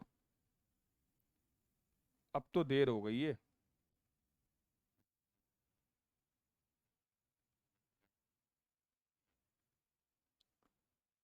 एच कैपिटल एच की वैल्यू क्या होगी? अरे यार हद कर रहे हो, ये कैपिटल एच जो है वो एच बी माइनस सी यहां आ गए, और एच बी माइनस सी में से अगर एच ए माइनस कर दें तो ये एच नहीं मिल जाएगा क्या? अरे भैया स्टाफ रीडिंग एट बी कितनी है? एच बी माइनस सी, इसमें से क्या माइनस कर दें? Staff reading at A minus कर दें, माइनस एच ए, तो we will get the value of the capital H, we will get the value of the capital H, yes or no? बोलो हाँ या ना।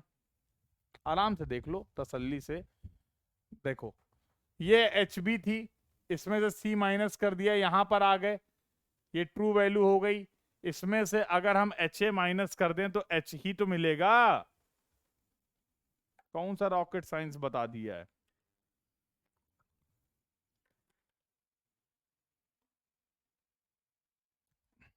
क्लियर?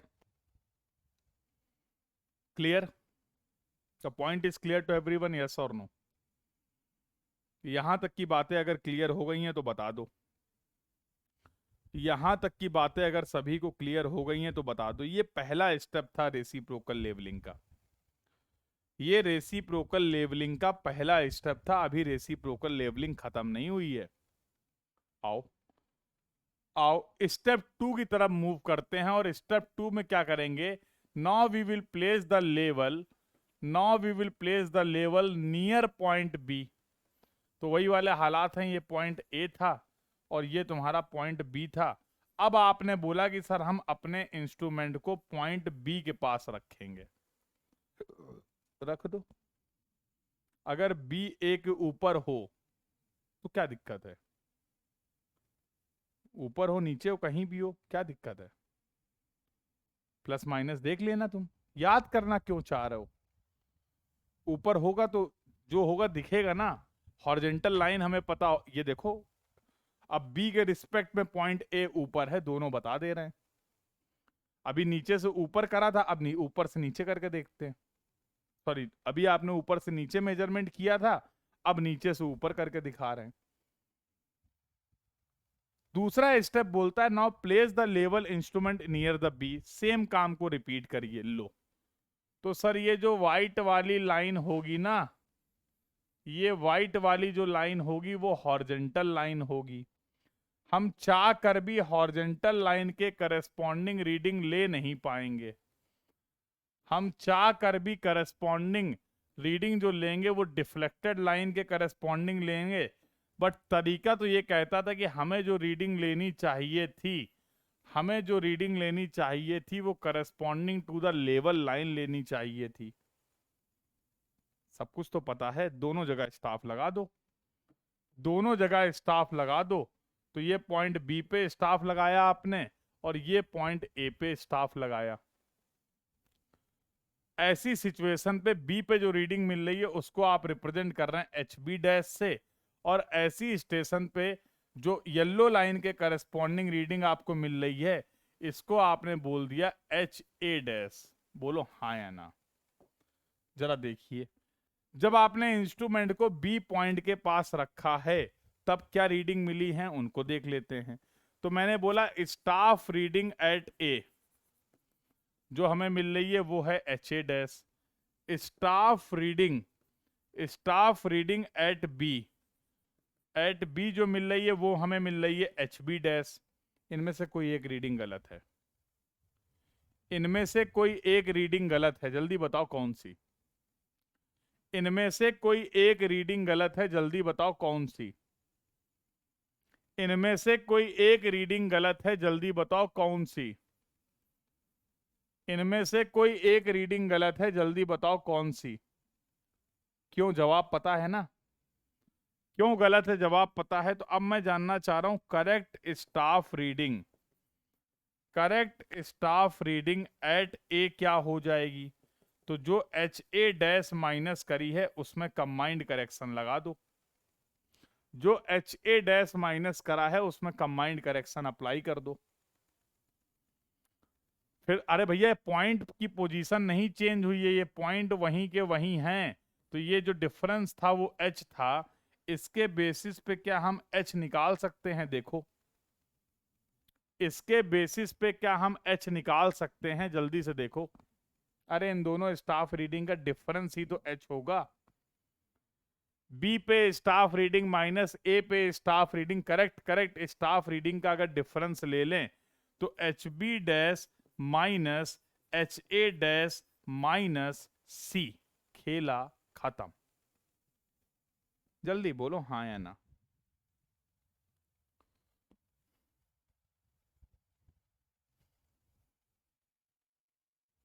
कोई दिक्कत? अरे ये correct staff reading at B है, ये correct staff reading at A है, इनका डिफरेंस ही तो एच होगा। अगर इस इक्वेशन को, प्यारी सी इक्वेशन को मैं ए बोल दूं और इस प्यारी सी इक्वेशन को मैं बी बोल दूं, इस प्यारी सी इक्वेशन को मैं बी बोल दूं, तो तुम्हें नहीं लगता मैं लिख सकता हूं from equation A and B. चलो तुम्हारी तसल्ली के लिए इक्वेशन फिर से तुम्हारे सामने लिख देते हैं। यहां से कैपिटल एच आ रहा है, यहां से कैपिटल एच आ रहा है H B minus C minus H A, और यहां से कैपिटल एच आ रहा है, ये ए थी, और यहां से आ रहा है एच बी, यहां से आ रहा है H B dash minus H A dash minus C. ये इक्वेशन बी हो गई, यही तो इक्वेशन है। बोलो, अब ये ब्रैकेट ब्रैकेट हटाते हैं यार, कब तक ये ब्रैकेट की मोह माया में फंसे रहेंगे। चलो सही से लिखते हैं। तो मैंने क्या बोला, मैंने बोला एच पहला वाला जो इक्वेशन था वो क्या था, ए पे रखा था। ठीक है, तो H A minus H B minus minus plus C, यही हो जाएगा क्या इक्वेशन ए। देखो भैया हमें याद नहीं है, एच बी देखो सही है, दिमाग कम काम कर रहा है, सही लिखा है। एच बी माइनस सी क्या कर दिया, इक्वेशन ए कहाँ गई, इक्वेशन है यही तो ठीक, इक्वेशन है हाँ ठीक तो है। तो एच बी माइनस सी, हाँ सही है, H B minus C minus H A, तो ये हो जाएगा H B minus C minus H A, ये आ जाएगा सही है। देखो इसको जरा तमीज से लिख देते हैं, तो माइनस अब यहां पर प्लस हो जाएगा, तो H B dash minus H A dash और प्लस सी, यही हो जाएगा क्या। चेक करो जरा, एक बार सभी लोग चेक करके बताओ ये सही लिखा है मैंने, एक बार सभी लोग चेक करके बताओ सही लिखा है, एक बार सभी लोग चेक करके बताओ सही लिखा है। इन दोनों इक्वेशन को जोड़ दो तो 2h बराबर आ जाएगा, c प्लस का है c माइनस का है, निकल जाएगा, तो ये आ जाएगा H B minus H A, और ये आ जाएगा H B dash minus H A dash. बोलो हाँ। तुम्हें नहीं लगता हम यहां से h निकाल सकते हैं, H B minus H A plus H B dash minus H A dash divide by 2. In this way we can find out the elevation difference between the point. In this way we can find out the elevation difference between the point A and B. अबे ध्यान से देखो, जादू हो गया.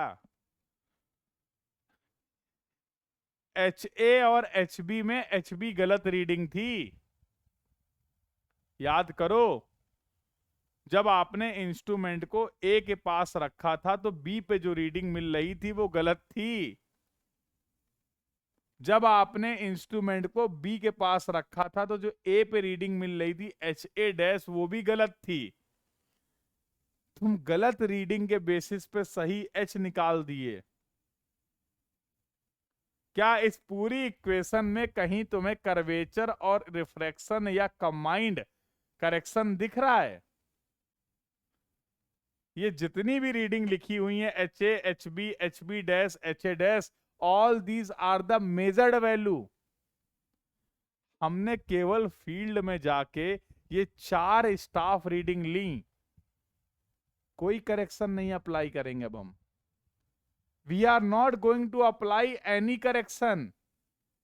Combined correction, curvature correction, refraction correction कुछ नहीं करना है. ये तरीका ही ऐसा है कि रेसिप्रोकल लेवलिंग में आपकी ऑटोमेटिकली कर्वेचर की वजह से जो एरर थी वो निपट गई, रिफ्रैक्शन की वजह से जो एरर थी वो भी निपट गई. In short we can say there is no correction required for the combined error in the case of reciprocal levelling. कोई टर्म ही नहीं है सी का.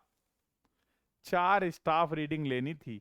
जब ऐसे करके बैठे थे ना, और जब मन में ख्याल आया था कि एलिवेशन डिफरेंस या एलिवेशन निकालेंगे, केवल 4 रीडिंग मेजर करनी है. सर ये जो आपने बताया याद कर लें. अबे क्यों याद करोगे? किसने कहा याद करोगे? तो अगर मैं अपनी बात को कंक्लूड करने के लिए ये बोल दूं कि रेसिप्रोकल लेवलिंग में कर्वेचर की वजह से, रिफ्रैक्शन की वजह से या कंबाइंड इफेक्ट की वजह से कोई भी करेक्शन रिक्वायर्ड नहीं है, तुम्हारे सामने है. अब 2 सवाल बहुत खतरनाक तुम्हारे दिमाग में घूम रहा है, मुझे पता है. कुछ क्रांतिकारी लोगों के मन में यह सवाल घूम रहा है कि सर अगर बी पॉइंट हायर एलिवेशन पे हुआ तो, ये तो आपने बताया नहीं है. बी पॉइंट अगर हायर एलिवेशन पे हुआ तो आपने तो बी पॉइंट को लोअर एलिवेशन पे लेके सॉल्व कर दिया है. तब तो ये सब उल्टा पुल्टा हो जाएगा. ये एक तकलीफ बहुत लोगों के मन में है, कहें ना कहें अलग बात है. और दूसरा है कि सर क्या इसको सवाल कैसे आते हैं हमें ये बताइए. अगर मैं तुमसे बोलूं कि any how let's say you know the RL of the point ए, चलो इसी एग्जांपल की बात कर लेते हैं. अगर मैं बोलूं कि आपको इस पॉइंट का आरएल जो है वो नोन है, तो what will be the RL of the point B? अगर किसी भी एक पॉइंट का आरएल पता है और हमने इन दोनों पॉइंट के बीच का एलिवेशन डिफरेंस निकाल लिया है, वो पॉइंट ऊपर हो नीचे हो वो बात की बात है, तो क्या हम एक आरएल और एक capital H elevation difference between these 2 point की हेल्प से दूसरे पॉइंट का आरएल बता पाएंगे? बस इतना बता दो, बस इतना बता दो. लिख दो यार, RL of B will be equal to the RL of A minus capital H. Capital H कैसे पता चलेगा? Based on the staff reading that you have measured. खत्म. अगर बी का आरएल पता था, ए का पूछ लेता. अबे कुछ भी, बी का आरएल पता था, ए पूछ लेता, तो RL of B plus H will be equal to the RL of A. RL of point B plus H will be equal to, depending upon the position of the point हम plus minus खेल लेंगे. Sir हाँ ये बात तो सही है. Sir हमें कैसे पता चलेगा कौन सा पॉइंट हायर एलिवेशन पे है और कौन सा पॉइंट लोअर एलिवेशन पे? अगला डाउट. सब ऐसे ही आ रहे होंगे तुम्हारे मन में, आ रहे हैं डाउट कि नहीं? सर ये पॉइंट ए और बी में, क्योंकि आपने तो यहाँ पे डायग्राम बनाया, समझाया, दिखाया, सवाल वाला इतनी मेहनत थोड़ा करेगा. तो how we will come to know that which point is at higher elevation? अगर हमने पॉइंट ही गलत एज्यूम कर लिए तो कोई ना कोई तो ऑप्शन मैच कर ही जाएगा। ये भी बात सही है। मान लो हमारा डेटा के हिसाब से ए लोअर एलिवेशन पे था, हमने उसको हायर एलिवेशन पे एज्यूम कर लिया, तो बी का अगर आरएल निकालना था तो हमने माइनस कर दिया, लेकिन एक्चुअल में उसमें प्लस करना था। खेल खत्म हो जाएगा। जो कुछ अब तक पढ़ाया है वो समझ गए हो, अब सब भूल जाओ। रेसिप्रोकल लेवलिंग में बस समझ गया हो, अभी के लिए थोड़ी देर के लिए 5 मिनट के लिए सब भूल जाओ। बस इतना याद रखो कि रेसिप्रोकल लेवलिंग में 4 रीडिंग लेते हैं, 2 रीडिंग ए के पास रख के, 2 रीडिंग बी के पास रख के, दैट्स इट। भूल गए? अरे भूल गए? लो यार, अब कह रहे हैं भूल जाओ तो भूल नहीं रहो, वैसे कहे तो भूल गए। कह रहे हैं भूल जाओ। सर ये फॉर्मूला भी भूल जाएं? सर ये फॉर्मूला भी भूल जाएं? अरे भूल जाओ, जाओ, कोई दिक्कत नहीं, आराम से भूल जाओ, कोई दिक्कत नहीं। भूल गए ये formula? H A minus H B होगा कि H B minus H A होगा, H A dash minus H B dash होगा कि H B dash minus H. दिमाग, इतना दिमाग पे लोड मत लो, नसें हिल जाएंगी। ना ना ना ना ना, भूल जाओ, भूल जाओ, सब भूल जाओ, परेशान मत हो। भूल जाओ मेरे लाल, भूल जाओ। सब भूल गए? आओ खेलें। सब भूल गए? आओ खेलें। सब भूल गए? आओ खेलें। सब भूल गए? आओ खेलें। ऐसे सवाल हर एग्जाम में भर भर के मिल जाएंगे। कितने नंबर पे? 2 नंबर पे। ऑप्शन ऑप्शन दिया कुछ या और ही अलग ही लेवल पे खेल रहे हैं। ऑप्शन ही नहीं दिया उल्लो, ऑप्शन ही नहीं दिया उल्लो। खेलो, खेलो, खेलो।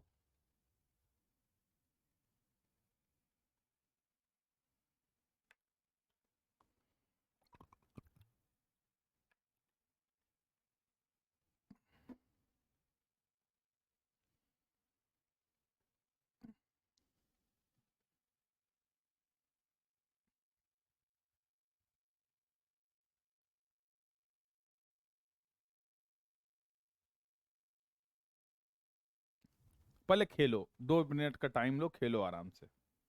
हम बिल्कुल डिस्टर्ब नहीं करेंगे, आराम से खेलो।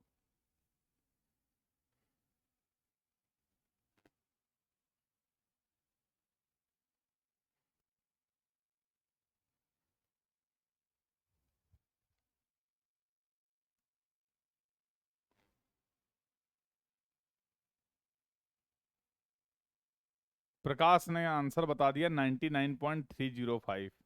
बहुत बढ़िया यार, तुम तो आंसर भी निकाल लिए। What about other? और कोई आंसर आ रहा है क्या? Any other answer from anyone? Any other answer from anyone? खेलो।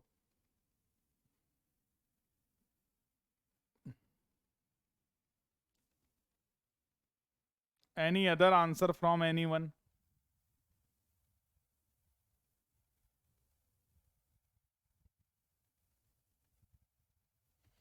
तुम्हारा भी यही आ रहा है, गौरांग का भी यही आ रहा है 99.305।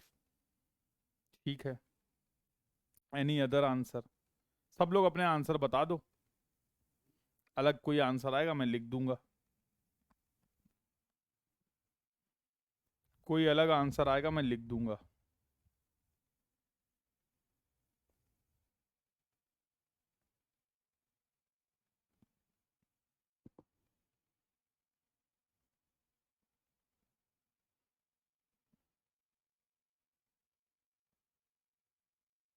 अब कुछ लोग जबरदस्ती पीछे पन्ने पलट रहे होंगे, कह रहे हैं भूलो तो भूल ही नहीं रहो। भूल जाओ फॉर्मूला वार्मूला, कुछ देख रहे हैं कौन सी एच ए है, कौन सी एच बी है, लगे होंगे आराम से, सब पता है हमें। तुम क्या सोच रहे हो? खेल चुके हो तो अब हम कुछ बता दें? खेल चुके हो तो अब हम कुछ बता दें। Should I start the explanation for this question?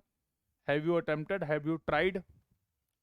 सभी लोगों ने अटेम्प्ट कर लिया, सभी लोगों ने ट्राई कर लिया हो, तो अब एक तरफ से एक एक डाउट को निपटा देते हैं। एक मिनट।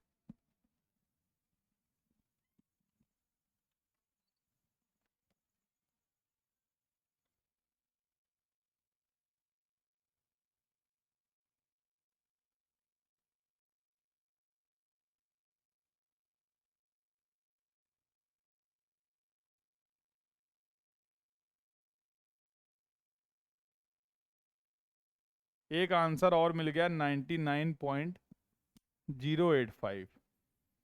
ठीक है, एक आंसर ये आ गया। Let's see the solution. कुछ नहीं करना है। जब कभी भी जीवन में रेसिप्रोकल लेवलिंग का सवाल मिले या कोई भी सवाल मिले, पहले उसको पढ़ो और क्या करोगे यार। बोला गया था following observations were taken in the reciprocal levelling. जब इंस्ट्रूमेंट को ए के पास रखा है तो ये रीडिंग मिली है ए पे और ये रीडिंग मिली है बी पे। चलो भाई, इसको एच ए बोल दें, इसको एच बी बोल दें। जब बी के पास रखा है तो इसको एच ए डैश बोल दें, इसको एच बी डैश बोल दें। इसमें तो कोई दिक्कत नहीं है।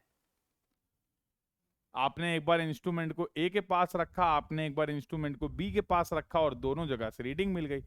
हमें नहीं याद करना एच ए एच बी, हम गुस्सा हो जाएंगे। आपने अभी बोला था भूल जाओ एच ए एच बी, अब भूल गए तो कह रहे हो यार अरे भैया सॉरी। लो, कुछ मत याद करो, खत्म। खुश? चार रीडिंग तुमने ली हैं।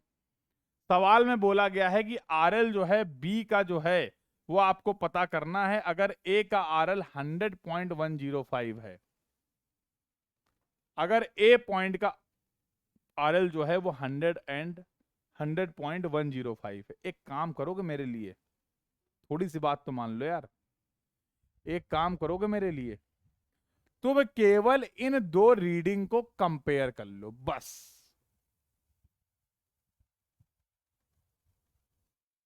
और इन दोनों रीडिंग को कंपेयर करके तुम्हारे जीवन में हो जाएगा खतरनाक सा जादू। बूम हुआ। जैसे ही तुमने इन दोनों रीडिंग को देखा, तुम्हें यह समझ में आया कि यार जब इंस्ट्रूमेंट को ए के पास रखा है, ए पे जो स्टाफ रीडिंग मिल रही है वो मिल रही है 1.625, बी पे जो स्टाफ रीडिंग मिल रही है वो मिल रही है 2.545। इंस्ट्रूमेंट की एक ही पोजीशन से जब आपने ये दो रीडिंग ली हैं, अगर हमारी अगली रीडिंग की वैल्यू पहले वाली रीडिंग से इंक्रीज कर रही है, if the staff reading is increasing from the previous station, what it means the next point will at lower elevation as compare to the previous point.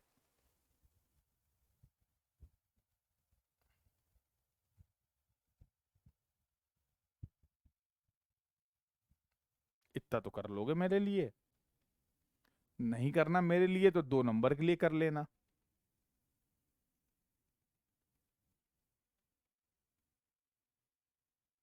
क्या गजब गुरुजी, अरे इसमें क्या गजब है? हैं? क्या गजब हो गया? बातें हैं बस, और क्या। अब सर ये एच कैसे निकालें? अब सर इन दोनों पॉइंट के बीच का, अरे इतना देख के हमने ये बता दिया, A is at higher elevation, A is at higher elevation इस पूरे सर्वे वर्क में। अरे बस बस, पहली वाली खेल खत्म, दूसरे में कंफ्यूज हो जाओगे। जब एक से काम चल रहा है तो दूसरे की तरफ क्यों जाना भाई? हैं? कि दूसरे से भी करोगे तो बात वही निकल के आएगी।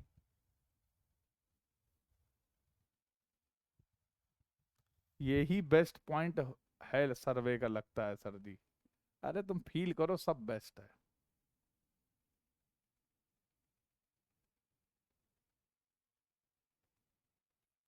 अब सर मेरा अगला सवाल है, मेरे दिमाग में दुविधाओं की कमी नहीं है, मैं जानना चाह रहा था कि सर मैं एच कैसे निकालूं। कुछ मत याद करो, कुछ मत याद करो, ज्यादा में से कम वाली रीडिंग घटा दो, बस छोड़ो। ये ज्यादा दिख रही है तो h will be equal to 2.545 minus कम वाली 1.625 प्लस इन दोनों में ज्यादा कौन सी है 1.405 घटा दो दूसरी वाली 0.725 डिवाइड बाई 2। छोड़ो प्लस माइनस का चक्कर यार, कब होगा प्लस कब होगा माइनस, कब h प्लस प्लस आएगा कब h माइनस आएगा, कहां तक उलझे रहोगे इन सब बातों में। 3 घंटे में जब 15 सब्जेक्ट सामने आएंगे ना, जल्दबाजी में आदमी अपना नाम भूल जाता है, तुम्हें प्लस माइनस याद रहेगा तुम्हें लगता है।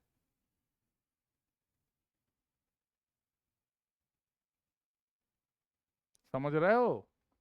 तो 3 घंटे में 15 सब्जेक्ट के 65 कंसेप्ट को अप्लाई करना होता है ना, और साल 1.5 साल की मेहनत दांव पे लगी होती है ना, तो प्लस माइनस कुछ याद नहीं आता है, तो काहे चक्कर में पड़े हो। भूल जाओ ये सब बातें, ज्यादा में से कम, ज्यादा में से कम, बस इन दोनों का डिफरेंस ले लो, इन दोनों का डिफरेंस ले लो, जोड़ के आधा कर दो। इन दोनों का डिफरेंस ले लो प्लस इन दोनों का डिफरेंस ले लो डिवाइड बाई 2। खेलो खेलो खेलो, खेल ही लो तुम, आज आज तुम्हें खिला ही देते हैं। आज जितनों कहते थे सर्वे बहुत बोरिंग है, आज के बाद नहीं कहेंगे। वैसे कहीं ना तो तुमने छोड़ दिया होगा, मैं उम्मीद है कहीं ना तो तुम पहले ही छोड़ चुके हो। यह आ जाएगा 0.8 मीटर। क्या हमने कुछ गलत कैलकुलेट कर दिया क्या। दिव्या कह रहे हैं 0.7865, हमारा तो 0.8 आ रहा, चेक करो। अरे यार अब हमसे क्या करवाना चाह रहे हो। आर एल ऑफ बी पूछा है, R L of B will be equal to R L of A higher में है -h, 100.105 minus 0.8, that will be equal to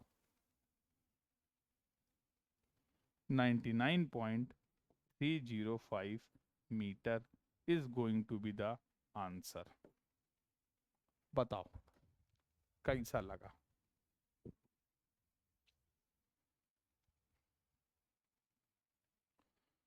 This was the concept of the reciprocal labeling. We have discussed the conceptual part, we have discussed about the application. In the case of reciprocal labeling, we need not to apply any correction for the staff readings that we have taken, that we have measured. Just by measured values only, we can find out the elevation difference between the point. We can find out the RL of the other point if we know the RL of the one point. So this was the entire concept of the reciprocal labeling. This was the entire concept of the reciprocal labeling. This was the entire concept of the reciprocal labeling. आओ एक application और दिखाते हैं, एक application और दिए। Geodetic labelling तुम्हें सब बता दिया था, एक कंसेप्ट और बताते हैं, ये सब तुम्हें बता चुके हैं। आओ now let's see the next concept, that is also very important concept, distance of visible horizon। यहां से भी गेट ईएसई में 1 और 2 नंबर के सवाल आते रहते हैं frequently. Distance of the visible horizon, समझे, सिंपल सा कंसेप्ट है, कुछ खास है नहीं, देखो हम बता रहे हैं, सिंपल सा कंसेप्ट है।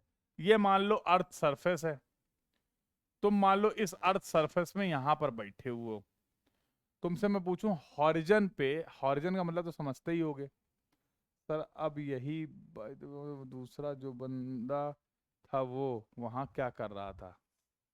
अब ये तो तुमने देखा होगा टेलीस्कोप से, अब हम क्या बताएं, वो भी बैठे आराम कर रहा था। वो और उसकी तन्हाई, तुम और तुम्हारी तन्हाई, बातें चल रही थी, बातें चल रही थी और क्या। ये बात सही कही सुरेंद्र ने, वो स्टाफ पकड़ रहा था भाई, स्टाफ पकड़ने के लिए भी तो एक चाहिए ना, दो सर्वेयर चाहिए।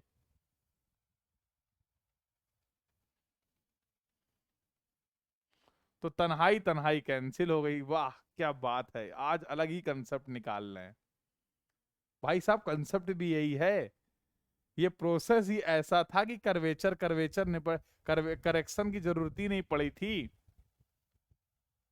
ये तो बातों बातों में कहीं तुम और ही पहुंच गए और मुझे भी ले गए जांगरा साहब।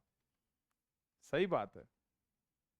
अब ये भी तुम्हें याद रहेगा जीवन भर कि रेसिप्रोकल लेवलिंग के केस में करेक्शन क्यों नहीं रिक्वायर्ड होता है।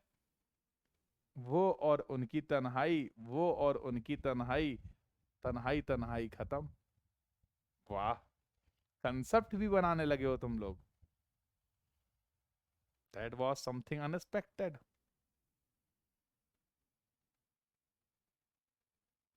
ये तो आज अलग ही खेल गए तुम लोग। जांगरा साहब बिल्कुल अलग खेल गए, देख रहे हो। बहुत ही बढ़िया। That was something really unexpected. मेरे लिए बिल्कुल अनएक्सपेक्टेड था ये तो कभी हम भी नहीं सोच पाए।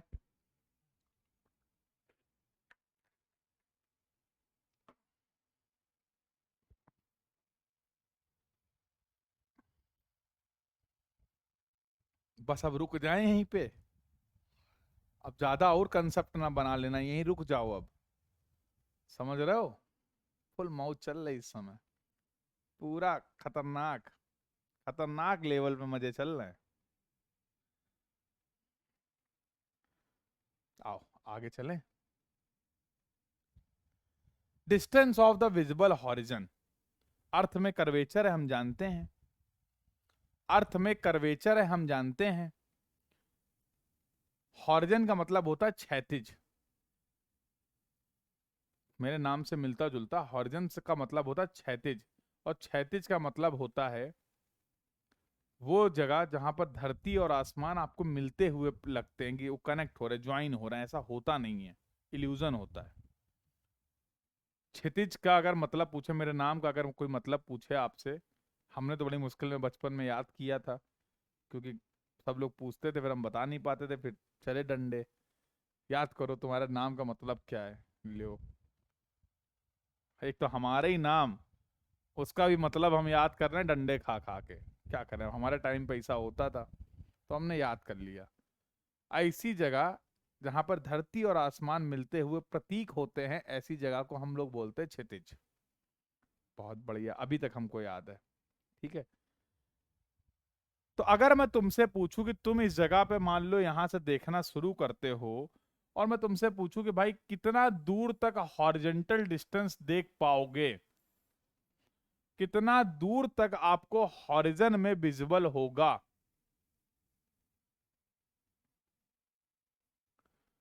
कितना दूर तक आपको हॉरिजेंटल डिस्टेंस विजिबल है।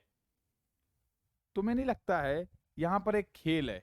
अगर हम ज्यादा दूर तक हॉरिजेंटल डिस्टेंस को देखना चाह रहे हैं, तो हम अपनी हाइट को अगर बढ़ा दें, अगर हम हाइट को बढ़ा दें तो हमारी ये डिस्टेंस का कवरेज भी जो है वो इंक्रीज करता चला जाएगा। Yes or no. जितनी ज्यादा हाइट पे जाते चले जाओगे, जितनी ज्यादा हाइट पे जाते चले जाओगे, उतना ही तुम्हारा कवरेज हॉरिजेंटल डिस्टेंस का इंक्रीज करता चला जाएगा। तो यही कंसेप्ट है distance of the visible horizon का। बट अब now we need to consider the effect of the curvature and refraction also. अब हमें कर्वेचर और रिफ्रैक्शन के इफेक्ट को भी कंसीडर करना है, तो कर लेते हैं। तो तुम्हें नहीं लगता भैया ये जो डिफरेंस होगा, ये कुछ और नहीं होगा, ये कंबाइंड करेक्शन होगा। या फिर अगर मैं ऐसे बताऊं कि अगर मैं इसको बोल दूं कि ये एच हाइट है, एच हाइट है, तो ये एच जो हाइट होगी ये कुछ नहीं, कंबाइंड करेक्शन के बराबर ही तो होगी।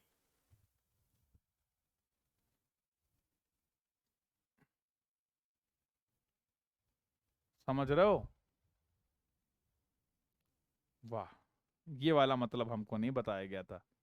जहां भौतिक और अनंत का मिलन हो वो ही क्षितिज है। वाह, बड़ा सुंदर नाम रखा था घर वालों ने, हम तो ऐसे ही कंप्लेन करते रह गए। हम्म? दो तरीके के केस हैं यार, कुछ है नहीं फालतू परेशान हो रहे। देखो केस वन में जब हम कह रहे हैं केवल एक ऑब्जर्वर है, कुछ नहीं करना है। देखो तो मैंने बोला भैया ये अर्थ का कर्वेचर था, एक ऑब्जर्वर मान लो हमारा h हाइट पे है, तो हॉरिजेंटल कितनी डिस्टेंस कवर कर पाएगा, हॉरिजेंटल कितनी डिस्टेंस देख पाएगा, हम ये जानना चाह रहे हैं।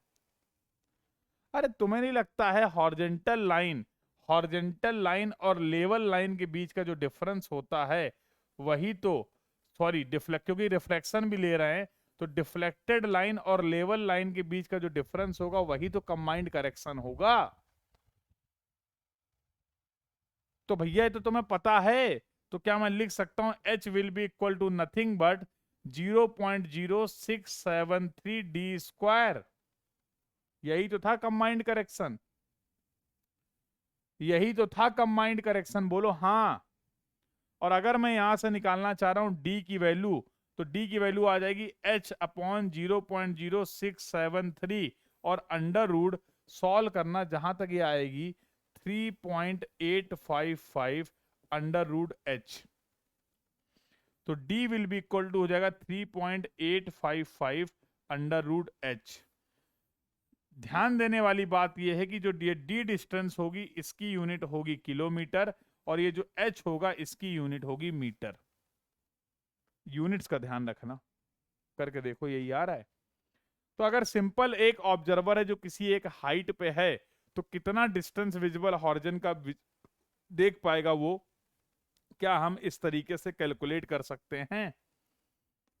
जल्दी बोलो हाँ या ना। क्या हम इस तरीके से कैलकुलेट कर सकते हैं? अगर इस पे सवाल आएगा तो एक नंबर का आता है।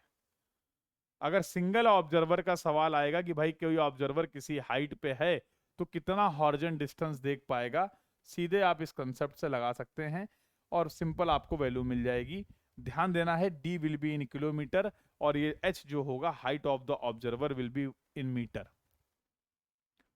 सवाल और अच्छे भी बनते हैं यहां से, सवाल और अच्छे भी बनते हैं। और अब केस 2 में बात कर रहे हैं जब दो ऑब्जर्वर हैं, जब दो ऑब्जर्वर हैं, एक की हाइट है h1 और एक की हाइट है h2। तो हालात अब कुछ ऐसे हैं, मान लो ये हाइट है h1 और मान लो ये हाइट है h2। दो ऑब्जर्वर है, बोलेगा इन दोनों के बीच में डिस्टेंस ऑफ विजिबल हॉरिजन कितना होगा। तो तुम्हें नहीं लगता है ये वाली जो प्यारी सी डिस्टेंस होगी इसको बोल देते हैं d2, और ये वाली जो प्यारी सी डिस्टेंस दिख रही है इसको बोल, अरे ना ना ना, नाराज हो गया क्या? ये वाली प्यारी सी डिस्टेंस को बोल देते हैं d1। Total distance of visible horizon जो होगा वो होगा d will be equal to d1 plus d2, और ये हम जानते हैं 3.855 अंडर रूट h1 होगी, और ये 3.855 अंडर रूट h2 होगी।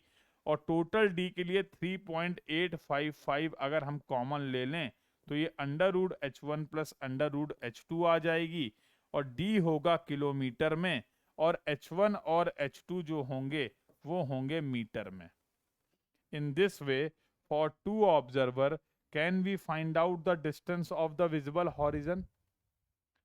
दो ऑब्जर्वर के लिए क्या इस तरीके से हम डिस्टेंस ऑफ विजिबल हॉरिजन को फाइंड आउट कर सकते हैं, yes or no?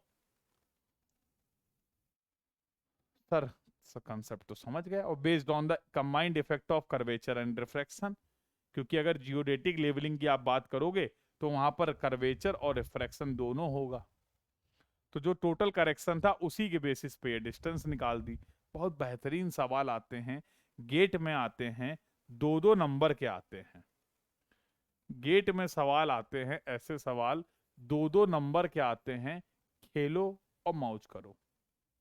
This will be the last question for the today's class. This will be the last question for the today's class. I want everyone solve this question. Tell me the answer in the chat box. Confirm the discussion about this class is clear to everyone so that we can end the discussion for the today's class.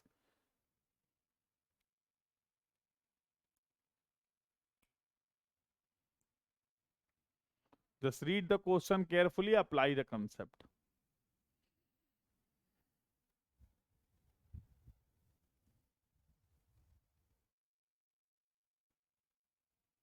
Just read the question carefully, apply the concept, you will get the answer very easily.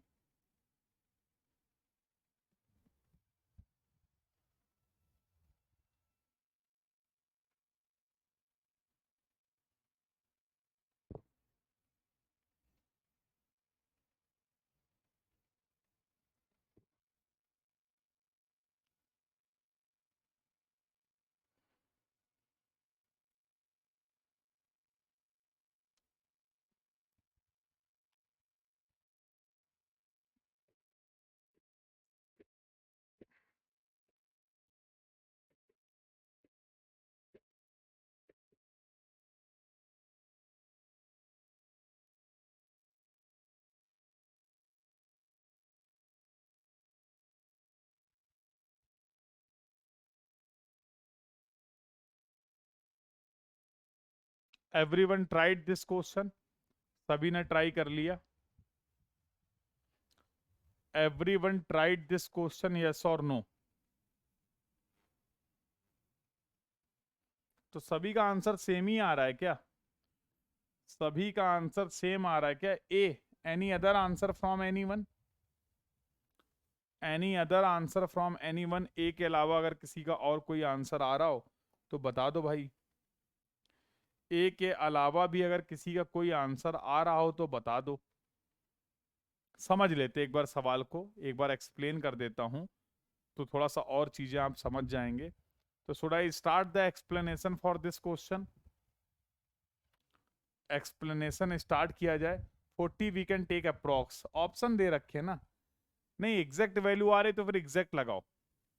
अगर exact option दे रखा गया तो फिर वो mark करो, फिर approx approx क्यों खेलेंगे? चेक कर लेंगे कैलकुलेशन के बाद, कैलकुलेशन के बाद चेक कर लेंगे। और अगर मान लो कोई एग्जैक्ट वैल्यू नहीं आ रही है तो फिर हम अप्रॉक्स अप्रॉक्स वैल्यू वाला कंसेप्ट यूज करेंगे। ठीक है भाई प्रीतम? हाँ बिल्कुल, अगर एग्जैक्ट ऑप्शन दे रखा है तो फिर मतलब अगर आप ये वैल्यू कैलकुलेट कर रहे हैं और यही वैल्यू ऑप्शन में दे रखी गई है तो why you will mark approx value 40? ये क्या लॉजिक था भाई? मतलब एग्जैक्ट आंसर अगर ऑप्शन दे रखा गया फिर हम अप्रॉक्स आंसर क्यों मार्क करेंगे? अच्छा तुम चटर्जी, तुम्हारे दो दो आईडी हैं क्या? प्रीतम बन गए अब तुम? हैं? प्रीतम बन गए? ये क्या खेल है? तो चैट से ब्लॉक हो गए तुम? ऐसा क्या कर दिया तुमने?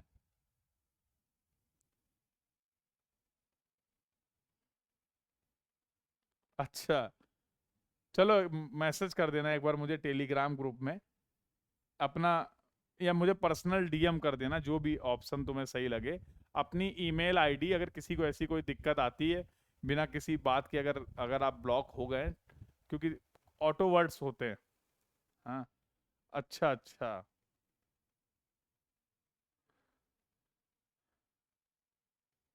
तो और अगर ऐसा किसी का कोई इशू है तो आप मुझ तक कम्युनिकेट कर दीजिए, हम लोग टेक्निकल टीम को फॉरवर्ड कर देते हैं। ठीक है, हम लोग टेक्निकल टीम को फॉरवर्ड कर देते हैं और वो आपको अनब्लॉक कर देंगे।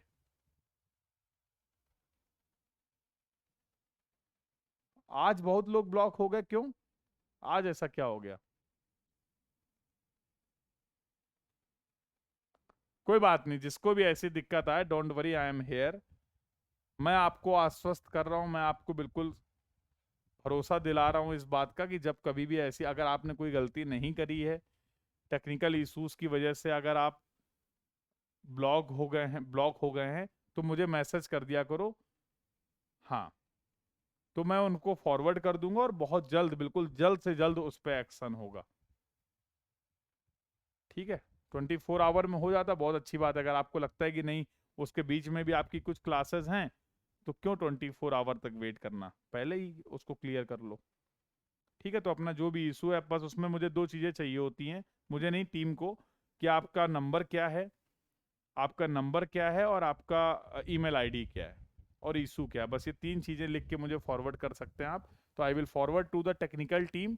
हाँ लेकिन ये नहीं कि बदतमीजी करी हो कोई, चेक हो जाता देखो किस कमेंट की वजह से ब्लॉक हुए हो। ये पता चल जाता है, इसलिए कोई फालतू हरकत मत करना। अगर प्रॉपरली किसी भी रीजन की वजह से, अगर आप बिना किसी गलती की वजह से ब्लॉक हो गए तो you will be unblock definitely. ठीक है, तो I will forward that your concern to the technical person, to the technical team. चलो भाई, कुछ करना ही नहीं था इसमें। सवाल में बोला गया है एन ऑब्जर्व, ये हमारी अर्थ की सरफेस है, मीन सी लेवल है। कह रहा है एक समुंदर का जहाज है, एक समुंदर का जहाज है, और उसके ऊपर हमारा एक ऑब्जर्वर इस डेक पे खड़ा हुआ है। लो, खड़ा कर दिया। Observer is standing on the deck of the ship travelling towards the port. यहां पर कोई एक पोर्ट है, पोर्ट का एंटीना लगा हुआ है। ठीक है, इसको दिखता है जस्ट, ये लाइट हाउस है और इसका टॉप दिखता है। इस ऑब्जर्वर को इस लाइट हाउस का टॉप दिख गया। अच्छा, बोला लाइट हाउस का जो टॉप है उसका एलिवेशन दे रखा गया है, जिसको हम लोग H2 बोलते थे, वो 52 मीटर। और जो हमारा ऑब्जर्वर है उसके हाइट, जो आई लेवल है उसका हाइट दे रखा गया है 12 मीटर। तो पूछा गया है ऑब्जर्वर और लाइट हाउस के बीच में हॉरिजॉन्टल डिस्टेंस कितनी होगी।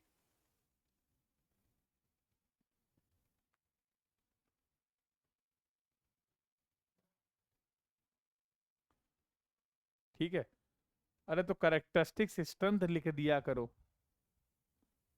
करेक्टरिस्टिक्स स्ट्रेंथ लिख दिया करो।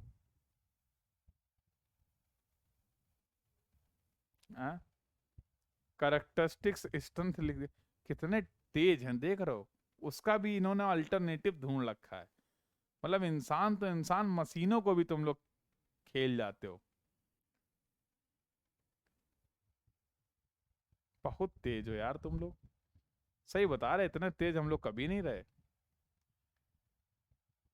क्रीप कंसेप्ट अगर यूज किया था तो ब्लॉक हो गए थे। तो अब वो स्पेस दे दे के मुझे बता रहा है कि sir C space R space double E, E space E space P. इंसान तो इंसान, तुम लोग बहुत बहुत तेज हो कसम से। हम्म, अद्भुत। बहुत पीछे रह गए हम अपने जीवन में।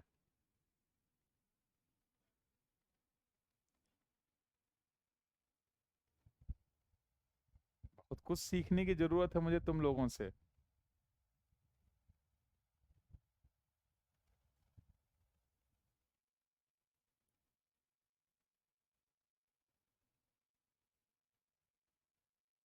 चलें आगे। तो कुछ करना ही नहीं था, total distance will be equal to, तो d1 + d2, तो 3.855 √h1 प्लस √h2। तो यहाँ पर 3.855 √h1 हो जाएगी 12, √h2 हो जाएगी 52। और यहाँ से जो टोटल डिस्टेंस मिल जाएगी वो हमें मिल जाएगी इन किलोमीटर। यहां से जो टोटल डिस्टेंस मिल जाएगी वो मिल जाएगी, तो √12 प्लस √52 और इंटू 3.855। ये क्या कुछ गलत कर दिया क्या हमने?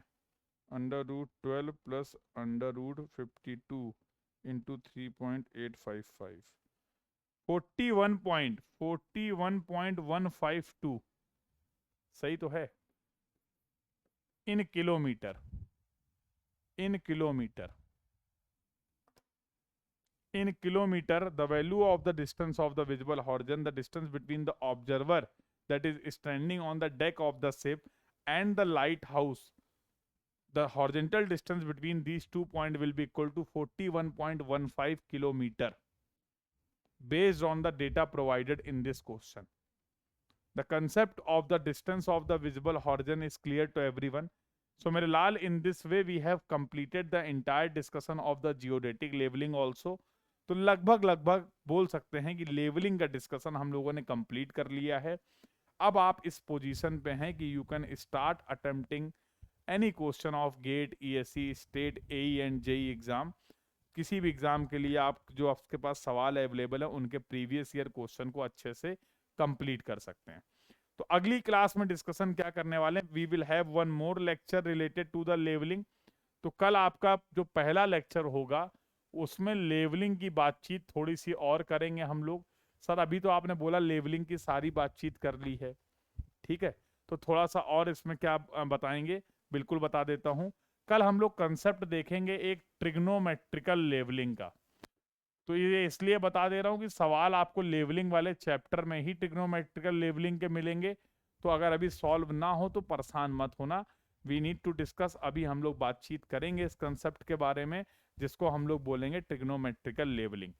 इसी क्लास में दूसरा कंसेप्ट कल डिस्कस करेंगे और इस वो होगा लेवलिंग का एप्लीकेशन, जिसको हम लोग बोलते हैं कंटूर सर्वे या फिर कंटूरिंग। तो in the first class we will have the discussion about these two topic, और सेकंड क्लास में जो डिस्कशन हम लोग करेंगे, तो yesterday sorry tomorrow we will discuss about the theodolite. तो थियोडोलाइट एज अ इंस्ट्रूमेंट के बारे में बातचीत करेंगे कल, जान पहचान करेंगे एक नए इंस्ट्रूमेंट से, थियोडोलाइट। तो कंपास से बातचीत हो गई है, चैन और टेप से बातचीत हो गई है, लेवल से बातचीत हो गई है। कल एक अगला इंस्ट्रूमेंट हम लोग देखने जा रहे हैं। तो tomorrow we will have the discussion, we are going to get familiar with the theodolite. Yes, you can confirm in the chat box if the entire discussion from the today's class is clear to everyone। तो सभी लोग एक बार chat box में confirm कर देंगे। मिलते हैं कल for the further discussion. Do revise the concept, do practice the question as much as you can. तो प्रिवीजन और प्रैक्टिस पे कोई भी कॉम्प्रोमाइज नहीं करना है, कोई भी समझौता नहीं करना है। जितने ज़्यादा से ज़्यादा क्वेश्चन लगा सकते हो, कंसेप्ट को साथ में पढ़ते पढ़ते उन सभी क्वेश्चन को अच्छे से प्रैक्टिस जरूर कर लो। बहुत ही बेहतरीन, ठीक है। This was all about for this class. Thank you everyone, keep learning. मिलते हैं tomorrow for the further discussion. Thank you. Sir एक हाईवे का डाउट था छोटा सा, बोलो बोलो जांगरा। सर आपको कहाँ ईमेल भेजना? ईमेल नहीं भेजना, ईमेल भेजना टेलीग्राम में ही भेज दो ना, टेलीग्राम में ही भेज दो, ग्रुप में ही भेज दो, इंडिविजुअल भेज दो मेरे को। मेल की क्या जरूरत है, वही मैसेज हम फॉरवर्ड कर देंगे टेक्निकल टीम को। हाँ जांगरा साहब बोलो।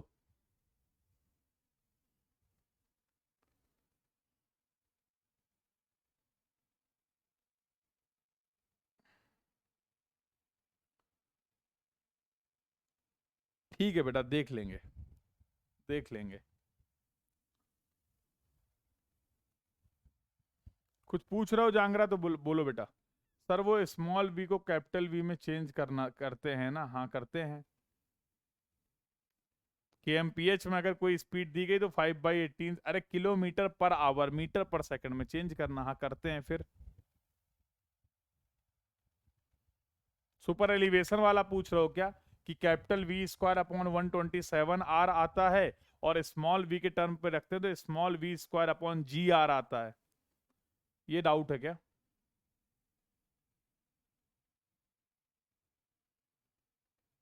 वही है ना, हाँ।